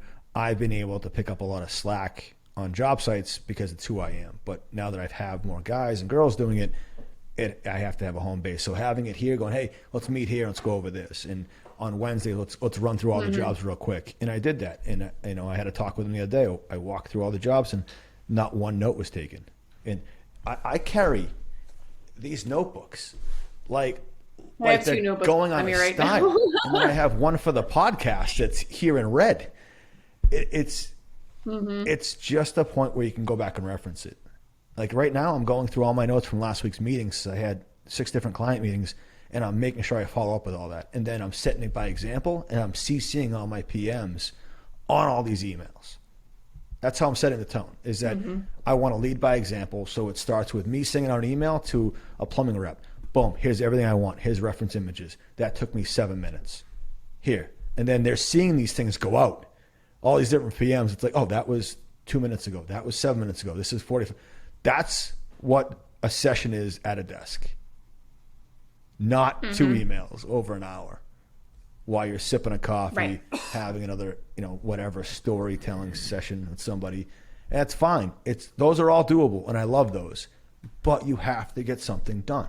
Like being task oriented. You guys, Nick and Talia, you guys understand this when we were builders. Like I would want to get walls up if I was a carpenter. Like I would put my entire wall on the ground, stay till dusk, so that way the next day I'm putting walls up because I thought people driving by were keeping track of me. Even though they weren't. I'd be like, all right, that wall's going up. They're going to drive by tomorrow morning and go, holy crap, where'd that come? The other builder. That's what I do now. But like, I think everyone else is, I think over the last 10 years, people have now just gone, hey, when do I punch in and when do I punch out? And I wish it was more task oriented. I think I'm task oriented to a major fault. Like I stay too late because I tell myself in the beginning of the day I'm going to get to a certain point, or I'm going to leave to head there when I get this done, and then it generally takes longer than anticipated. And I don't know, if I leave, the world doesn't end. I could always pick up tomorrow, but I set these goals in my head that I want to get to a certain point, and it's like just keep going until you get there, which isn't the best thing. I think that there should be a balance, but it is. I think that when you set that, it's not like my task or my goal is never I'm going to be here till 5 or 5:30 and then I'm going to get out of here. It's like I'm going to be here until I get this done because I know I can pick up tomorrow at that point and be okay. And I think that definitely makes the days longer from a time standpoint, but it also makes my days fly by. Like I'm not sitting there watching the clock. And I'm more concerned with what I'm getting done. I hustle a little bit more because you really are. You're working towards a goal rather than just towards the clock. I think that was like burned into our minds because we'd always be task oriented and then we'd forget about like packing up. Yeah. At the end of the day, and you're like, oh, that's a whole nother hour at least, or whatever it is, and you're like, and then starting back up the next morning wherever the job is. That put this time sensitive thing where I'm going to do a task, but I also got to set all this up and I got to clean up or I got to do whatever. So it's benefited me in like for cleanup for a renovation. Yeah. Sweep up if the client's living there, vacuum or understanding all that. It just like a sense of urgency too. It goes hand in hand with that, knowing that someone writes a schedule and you go, you think you can make this happen? Yeah. And then you look at the schedule the next day and go, or the next week and go, well, we have cabinets going in. You don't have paint for the cabinets approved. Like, how are you going to be accountable and have a sense of, like, okay, if that's not going to happen, then what are we swapping in the schedule to make happen? If cabinets aren't going in, are we going to finish floors first and then cover them? Like, just talk to me. But there's none of that. It's like someone has to raise that hand or pop that flare and go, I don't know. I feel like you should work by yourself. You'd just be happier. You're pretty much like me. Dude, I'm thinking about it. It's a certain job. I say it every day. I mean, I have an issue where I'm always like, I'm looking at, hey, I would do that. And it's not fair to anyone. It's not fair to my wife. It's not fair to people who work for me. But it's like, I would do this way, or I would have got this done in this amount of time, or I would have reacted this way, or I see. And it doesn't lead to much happiness, like comparing yourself to others or what you would do. And it does make what we're doing difficult if you're looking to build something with a true team approach, because you're comparing everyone kind of to what you do and what you would do, where nobody is you.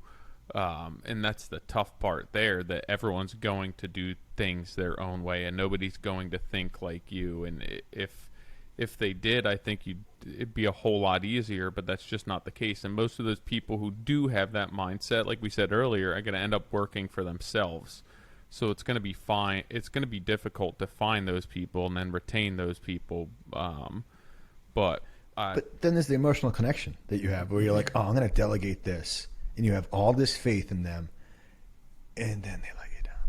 Well, that's the thing I think about when I leave a list of things for somebody to do if I'm not going to be on the job. And I probably overcomplicate things by just instead of giving them a basic list, it's like, well, I need this here, and this is when this needs to get done. And I'm not letting them think on their own. And then usually that list gets like a third of the way done because it's the same task-oriented approach where I'm like, I want to get to this point, and they're just getting done at 4:30 or 5 o'clock. And I'm like, damn, I really thought we were going to get a lot more done than that. But it's tough. It's tough to, if you were looking for people to do things the way you're doing them or how you would see do them, it's going to wind up in disappointment more than it's not going to. Yeah. So, the job that I'm doing in France, I had my first Zoom call with the architect that we pulled onto the team. So he's British, English speaking, but he's made his life and business working in France. So we were talking through the job and the project management part of it. And he was telling me that the standard there is not to have a GC. It's to have each sub kind of like really own their spot. And he was explaining how they're like literally, they refer to themselves as artisans, and like the plumber or whatever, the tile guy, they come in with years of experience. He's like, it's not like anything that you know of in the United States. The tile guy is doing continuing education all the time. He takes himself very seriously as a professional and actually brings something to the job. So I'll report back in like, I don't know, 5 years when this project is done, because I'm sure it's going to go extremely slow. But I'm kind of curious and excited about that part of it, because I think the way that we win doing the thing that all of us are passionate about doing, which is building a really great product, is to have other people on the team that are that excited about it. Because the people that are showing up as warm bodies to clock in and clock out, they just can't bring it. But the people that do care, and I think the longer that we're in this and we're out there, you guys doing things like this podcast, we send the signal out where other people that are like us and think like us are drawn to us and they want to work on projects with us. And I think together with other nerdy overachievers, we can bring something really amazing to our clients. It's not like, it's finding those other people that care as much as we do. And when we do, and they maybe are specialized in something different, I think it's magic. Do you think that has to do with scale as well?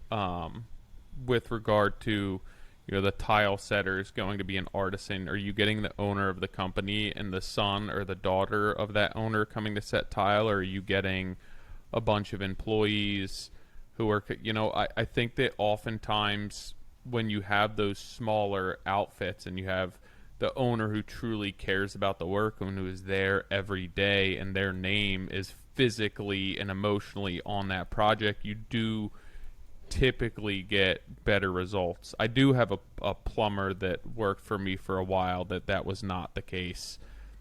He was the owner and he really just didn't care whatsoever. Didn't care. I was like, all right, I'm never gonna make headway in this in like this entire relationship because you just don't give a shit whatsoever. But a lot of times when you have those smaller artisan type contractors, the ownership of a sub at that point is because that's their business. That's their product. Right. It's not running 5 different crews where they're kind of keeping it all together and making their business at that point is a different scale. I mean, true. It's literally what we've all been talking about for our own businesses, right? Like, we want to keep that artisanal thing that we offer our clients. How do we scale that? Maybe we don't. We have to grow other ways. I don't know, and that's why I haven't. And it's not that I don't think that there's people capable of doing what I do. I most certainly think there are. I don't think that what we do is that difficult that it can't be taught.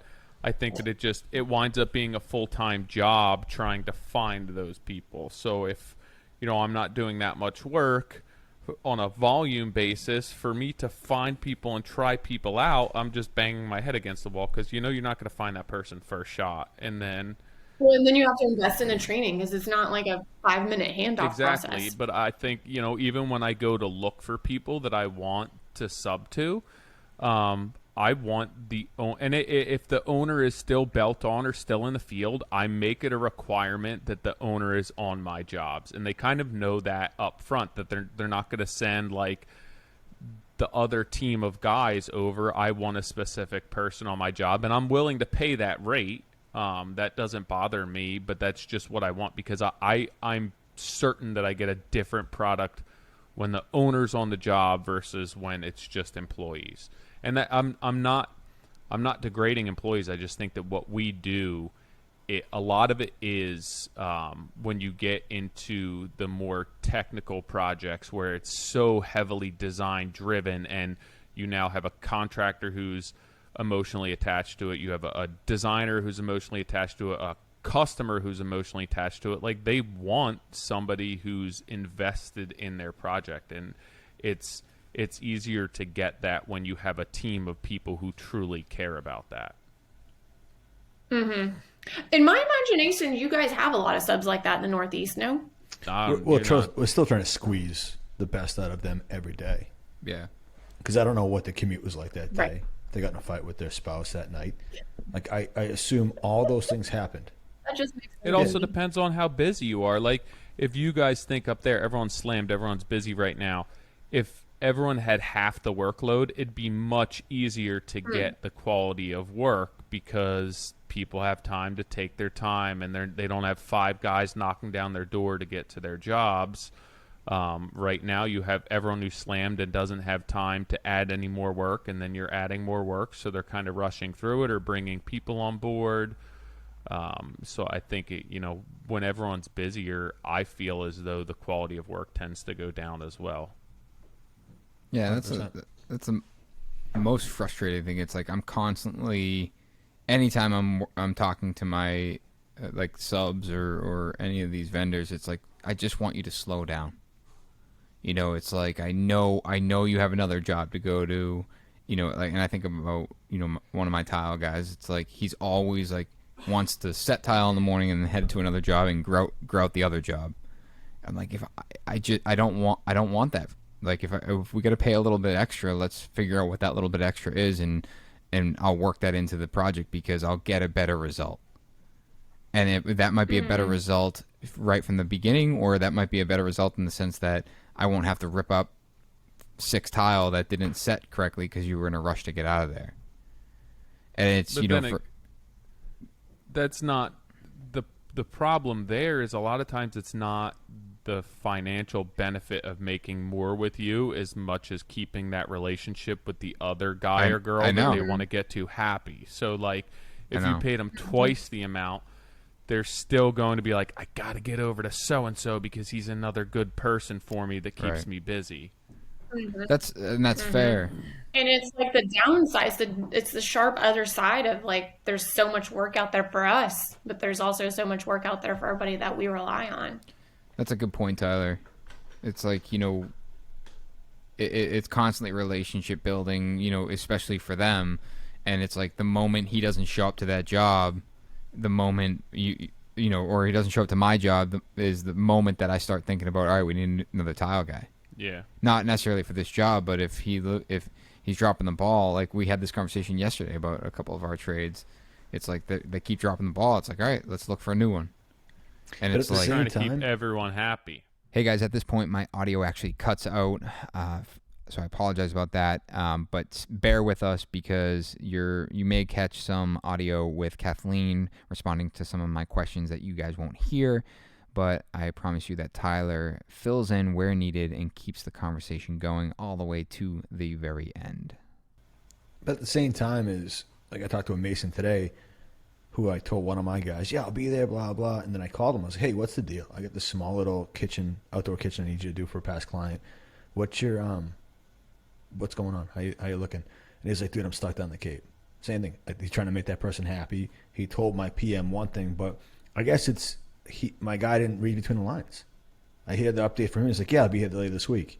And I just happened to be on the phone with something else. And he's like, yeah, I'm stuck down here for another week and a half. I go, so realistically, you can't touch anything from me for 2 weeks. He's like, yeah. I'm like, dude, that's all I need to hear. But, like, at the same point, I need to make sure that between money and all the other bullshit that happens, loyalty is key. is that through this crazy time, I will have his back. I'll move my schedule around for 2 weeks because when all this stuff settles down, they know that I did that for them, and that they'll answer my phone. They'll be straight up with me because I respected it.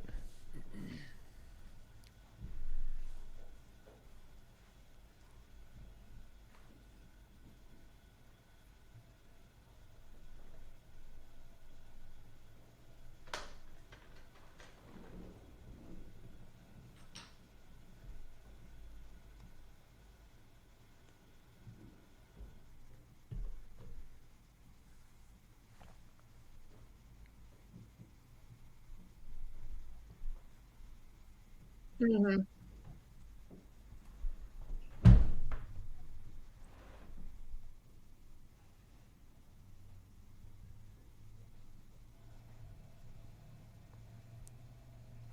And I'm digging into the employee end of it where they checked off the box, they checked off the procedure and the checklist that they checked in with somebody.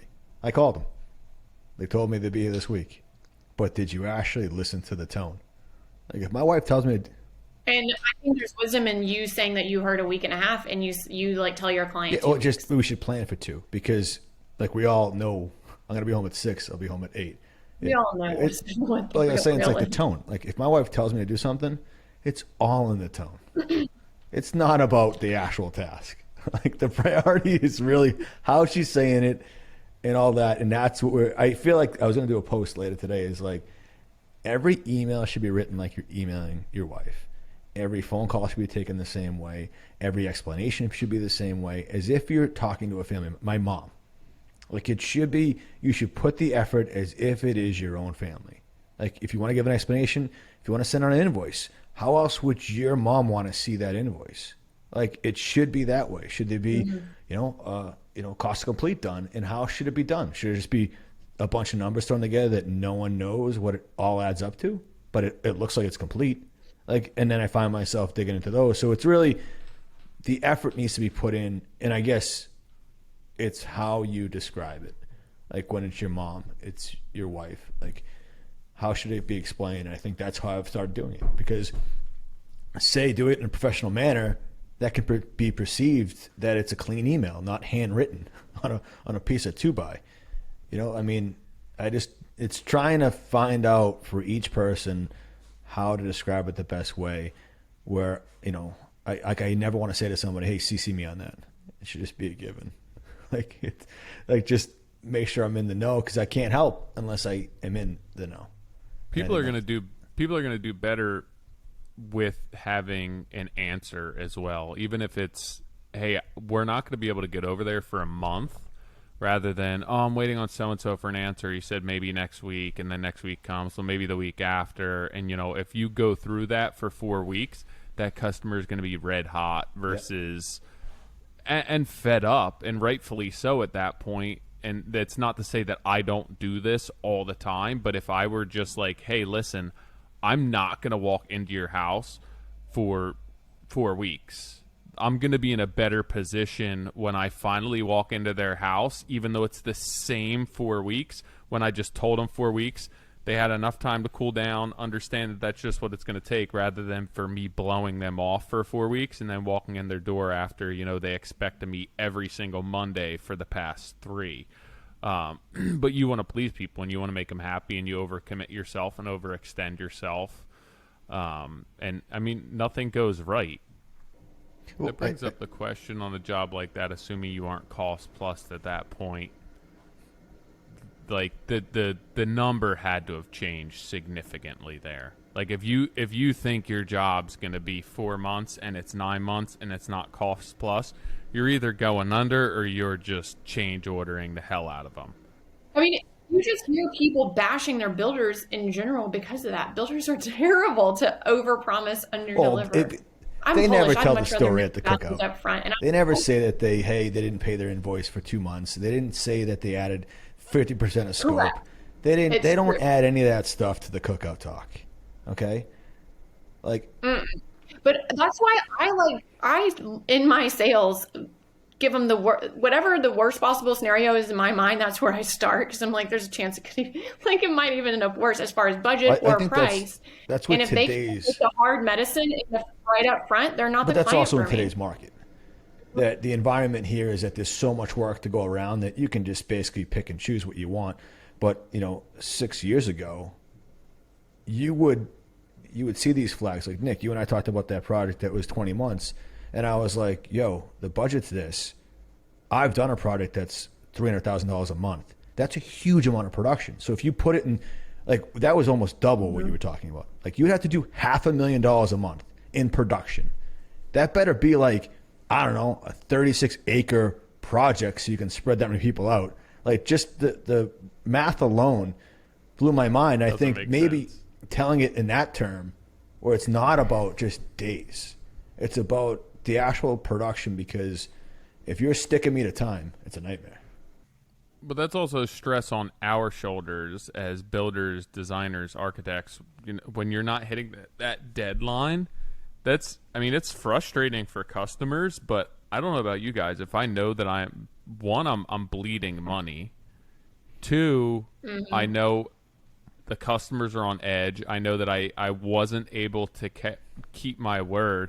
It's even when I'm working late and I told the customers I'd be out at 5 and I'm there until 6, and I'm just like, I wish I could close the door and lock myself in here so I didn't have to face them, that it's like taking longer than I thought. And that's just a very small example of it. But even if you know, and it's just on paper that it's going to be 12 months, it's going to take 18, that's going to be a stressful 6 months that you're over. And like, I don't want that. It's not worth it to me to make you happy.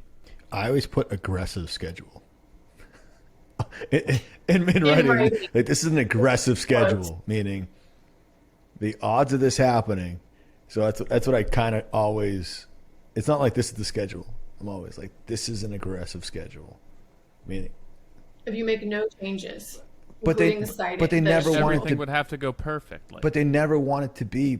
I guess my biggest hope is that we've put enough effort in and tried to overmanage it, and as people been there every single day, that never comes in question. I know it happens, but I think that's every day that is the sense of urgency that's put upon me, and I try and put it across the guys. Is that, hey, they're not going through their job for like weeks on exactly. end, not seeing I think that has to be say, said in this conversation. Okay, now we know why we're delayed, because you went and worked on another project for 3 weeks that you were closing out. So or whatever. what are you doing in that situation where a contractor's behind schedule? You feel as though the design's being executed as you wish it were to be. What are you doing in that situation? Are you standing back? Are you I'm like, a lot of times I feel like the customer's going to vent to the designer. Yeah, I mean, it kind of depends on what I'm seeing. If I'm seeing like nothing happening at the job site, honestly, nobody wins by hanging anybody out to dry in the middle of a project. If I honestly think the contractor's being negligent, I'm not going to recommend another client to them. I'll remember that when time comes for another recommendation, but nobody wins by pointing fingers in the middle of a job. I think everybody has to stay on the same team. I try to over communicate. I think everything in life goes better with additional communication, whether it's with the contractor. A lot of contractors don't do super great with their bedside manners. So whatever's going on, is it a City of Austin permitting? Is it Austin Energy or whatever? If I can go find that out and communicate that back to my client and kind of keep them happy, typically it helps smooth things along. And the reality is, like, we're all dealing with unprecedented times right now. Like, stuff is back ordered that should never be back ordered. I'm like calling and buying like tile before it ever hits the United States. It's crazy. Do you feel? And so I think educating the customer too, because they're not doing this every day. And so they're like, yeah, whatever, you're out of tile. Like, what?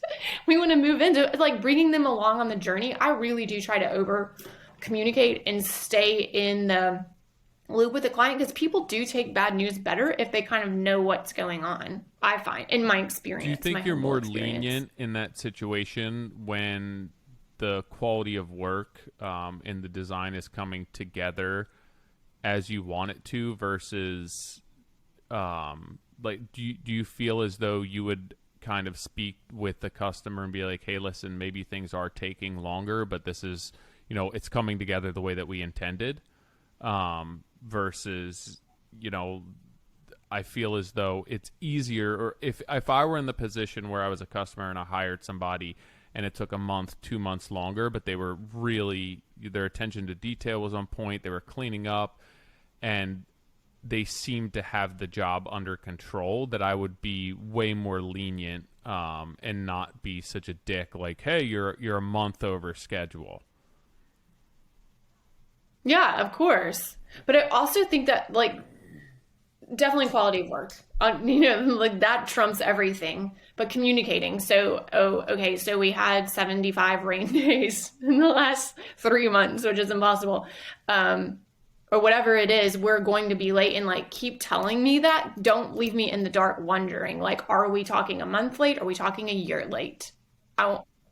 Be honest. The problem with once you are late is that you're putting in more hours and kind of grinding to get yourself out of that it's almost as if, oh, so now I have to go back and figure out how much later we're going to be, where you're like, I'm just trying to climb out from under this, or climb out of this hole right now, and you're putting the extra manpower, and it's so hard at that point. I feel like when I get behind schedule on jobs, I'm just so concerned with wrapping that job up and keeping that customer happy that I don't do a good job of the next job or the job after that, and having things lined up, because all my focus is going towards climbing out of this hole that I'm in, rather than wrapping up what I'm doing now and planning the next 2-3 jobs down the road. I mean, it's back to where we started of, I don't want to have a design empire with 27 designers sitting in an office, like pumping out designs. I really don't. I want to be able to like put my stamp on the projects that I have time to take and really go deep with them. I'm such a nerd. I love it to our podcast, because I want to go deep with the clients that want to invest in the kind of work that I do. So instead of like growing by volume, I'm like diversifying a little bit. The design kit is honestly, I get approached by builders all the time that maybe don't have the volume of work or the market to be able to hire a designer. And so I have my spreadsheets, kind of the core ones that I go back to online, where you can buy them for $750 and download them. And honestly, they have basic selections in there. So you can literally use the selections that are punched in. You can order pretty much everything from build.com. And like, let's say I grew up in rural America. Like, there's plenty of rural builders that want to do a little bit better job. And they have, a local Ferguson and a local like tile rep that's going to pull together something that may or may not work. So you can use the selections in there, but also like other designers are buying them to have just like a checklist of items that they need to have included in their selections process.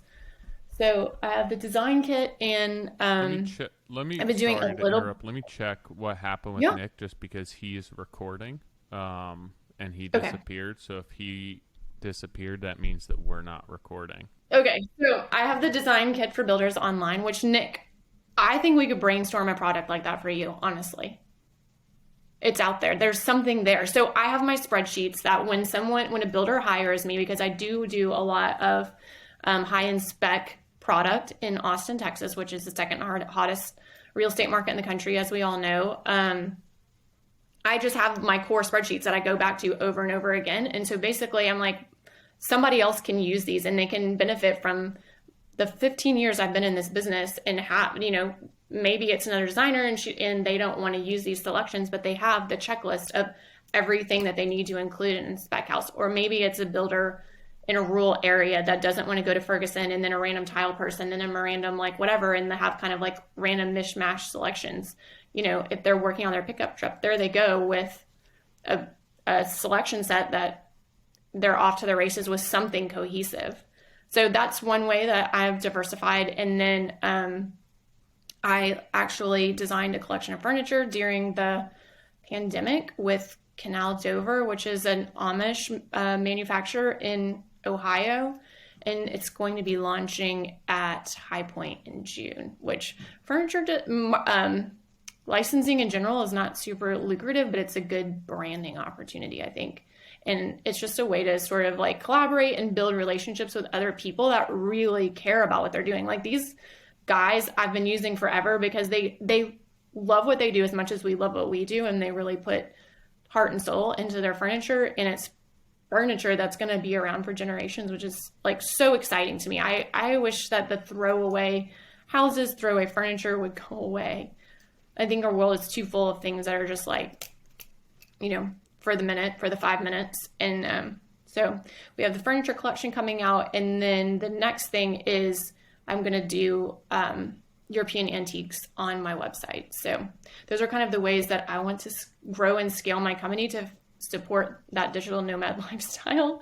And also just kind of like widen the net and offer more things instead of just go out there and look for more people that need interior design. It's important to note as well that you mentioned that there's a lot of people that their projects don't afford the budget to have a designer, but it shouldn't be a reason for them to still not be able to do good-looking, cohesive, thought-out projects or have the conversation with their customers as to how things could improve. I know even to this day, a lot of my projects and where I work, to put a huge number on design and spend that much time with a separate designer would eat into the actual concrete, tangible objects and actions of that project.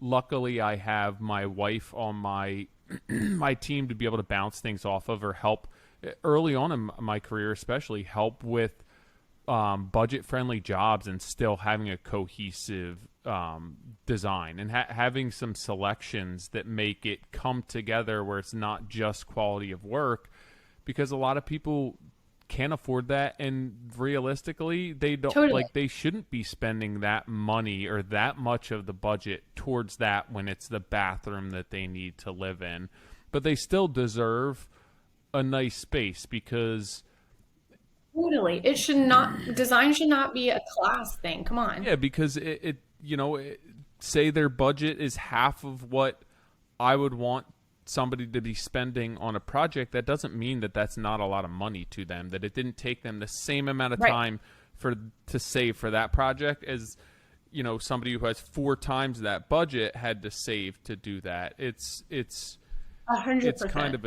economies of scale there, and they still should be able to afford something that they're happy with and they're proud of, and it's not just a mishmash of crap that they put together because their contractor was just getting paid to put things in. It didn't really care about how it looked. Absolutely. And I also have such a heart for the rural contractor that's just running out of his pickup truck that wants to provide a better service, but also doesn't know how to like next level with systems and processes. Like, obviously you can tell I'm obsessed with systems and processes because it's helped me so much. And so if their first step of having a system and process is to buy these spreadsheets and just have those checklists, I know that it will help their business. And that's kind of like where my heart is for it, as well as I grew up really simple. You know, we like raised all our own food in our garden, and like the fees that I charge, which are still not enough in the like level of clientele that I'm lucky enough to work with these days, is completely unrelated to the people that I am and that I grew up in and around, and, you know, that I go home to at Christmas. And so when I have people that I grew up with or whatever, that like, hey, would you help us design our kitchen? I don't want to be like some like pot, you know, like, oh, I'm too good for you or whatever. But the reality is I have to pay my bills too. So I can't like take every $10,000 kitchen project, but I can be like, oh, but I have a design kit. So like you can design it, and it has like kind of the selections that I would pick out for a simple kitchen, and have that ready to go and not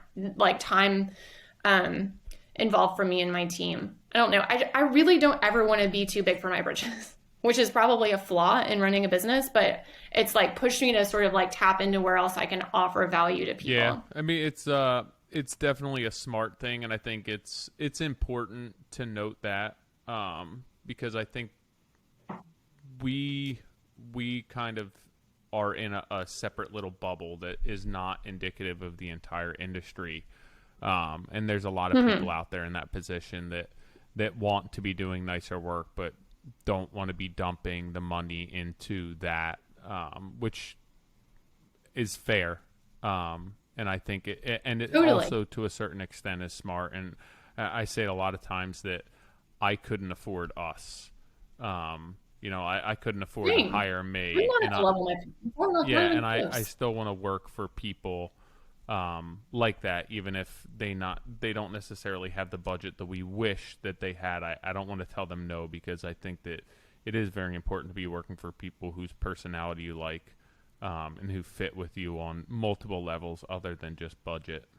So we are having a few audio issues, but Nick kind of reaffirmed what we were saying, that his goal with scaling and even kind of entertaining growing business geographically outside of his own area part of that is to be able to do work for customers that don't necessarily have the budget for where he is right now and what they're doing, and trying to find a way that we can still all do projects that are hitting the mark from a design standpoint. Customers aren't spending an arm and a leg, and we're still able to do quality work that we can stand behind. And then Kat kind of jumped in saying that she wants to, along with Nick, basically find a way to take over the world with construction, total world domination, basically, and find a way to run business from anywhere without necessarily having to live there. That'd be a pretty decent way of paraphrasing what you want to do, just total world domination, you and Nick. Right? Yep. Watch out, world. Is that it for you as far as what's on the horizon? Obviously, putting out a furniture line would be big news. Is there anything else that you kind of want to touch on or hit on that's exciting in the works for you? No, launching a furniture collection, teaching for Leanne Noguera University, selling design kits, providing excellent service for all of my fantastic clients all over the world, and starting the antique shop. So you're taking on new customers, right? But you need everyone to be slightly patient at this time as far as work overload right now, right? Yeah, we're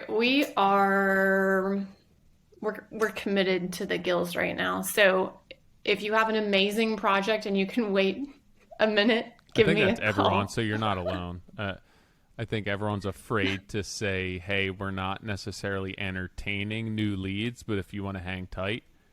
I know. Anybody that's self-employed that is able to do that, call me. Call me and give me your tips. And the other thing is, being in business 5 years now and 10 years in the industry before that, there are amazing people that call me back. I want all their projects. I never want them to find another designer. I'm in that same boat right now, and you have the customers that you've worked for, and you want them in good hands, and you want to get to them like that. Right now, if I didn't have to take on new customers and could just work for the customers I've worked for, I would do that. Like, if they were like, you can take a pill and you just have to work for return customers at this point, I have enough work volume that would be fine for me. But you still, it's a long road. I'm still waiting for the day that I'll wake up not kind of one eye to the future. Like, this bubble that we're in won't last forever. I graduated design school in 2006, and 2 years later, different story. And so this feels so much like that time. Yeah. Like, 2006 was not doing anything in this industry. And 5 minutes later, nothing. Yep. I hate to say it, but I think at some point that's going to happen again. But where can we actually, if you want to plug website, contact, where everyone can find you, can find your templates, your design, cheat sheets, all of that stuff? So materialdesignco.com is really the home of everything. Designkitforbuilders.com will take you back to materialdesignco.com. Okay. Kathleen A. Anderson on the gram. And we can post all of this to the podcast so that people can kind of circle back on it. Yeah. Thank you. Well, thank you for taking time out of your, don't tell anyone that we record on Tuesdays, because it's supposed to be the Modern Craftsman Mondays. But thank you for taking time out of your Tuesday to hop on here and record. We know Thank it's you. kind of in the middle of the workday, but we've transitioned a little bit, so we're not working till 10 o'clock at night. Well, at least not on the podcast until 10 o'clock at night. I'm going back to work. I don't know Yeah. about you boys. It's- Thank you so much for having me. This was a lot of fun. I really, really For appreciate sure. it. Well, thank you. I think Nick had told you not to close out. Guys, thanks for tuning in. And again, apologize for the audio issues. We do think we have them corrected. You can hit me up on Instagram and give me a lot of flack for it because it's totally my fault. And this is also why I'm doing the outro by myself without my colleagues on this. But either way, if you think this is a good podcast, make sure you drop us 5 stars on iTunes. Give us some feedback on our Survey Monkey. And we will see you guys next week. This podcast is brought to you by Duration Moulding and Millwork. How long do you expect your build to last? Let's face it, if you're cladding your build with fiber cement siding, do you really expect it to go the long haul? Have you ever thought about how someone will have to prep that material for the next coat of paint? Get the great look of wood with the product that wears like iron and will last as long as the rest of your build. To learn more about Duration Poly Ash products, please visit their website at durationmillwork.com.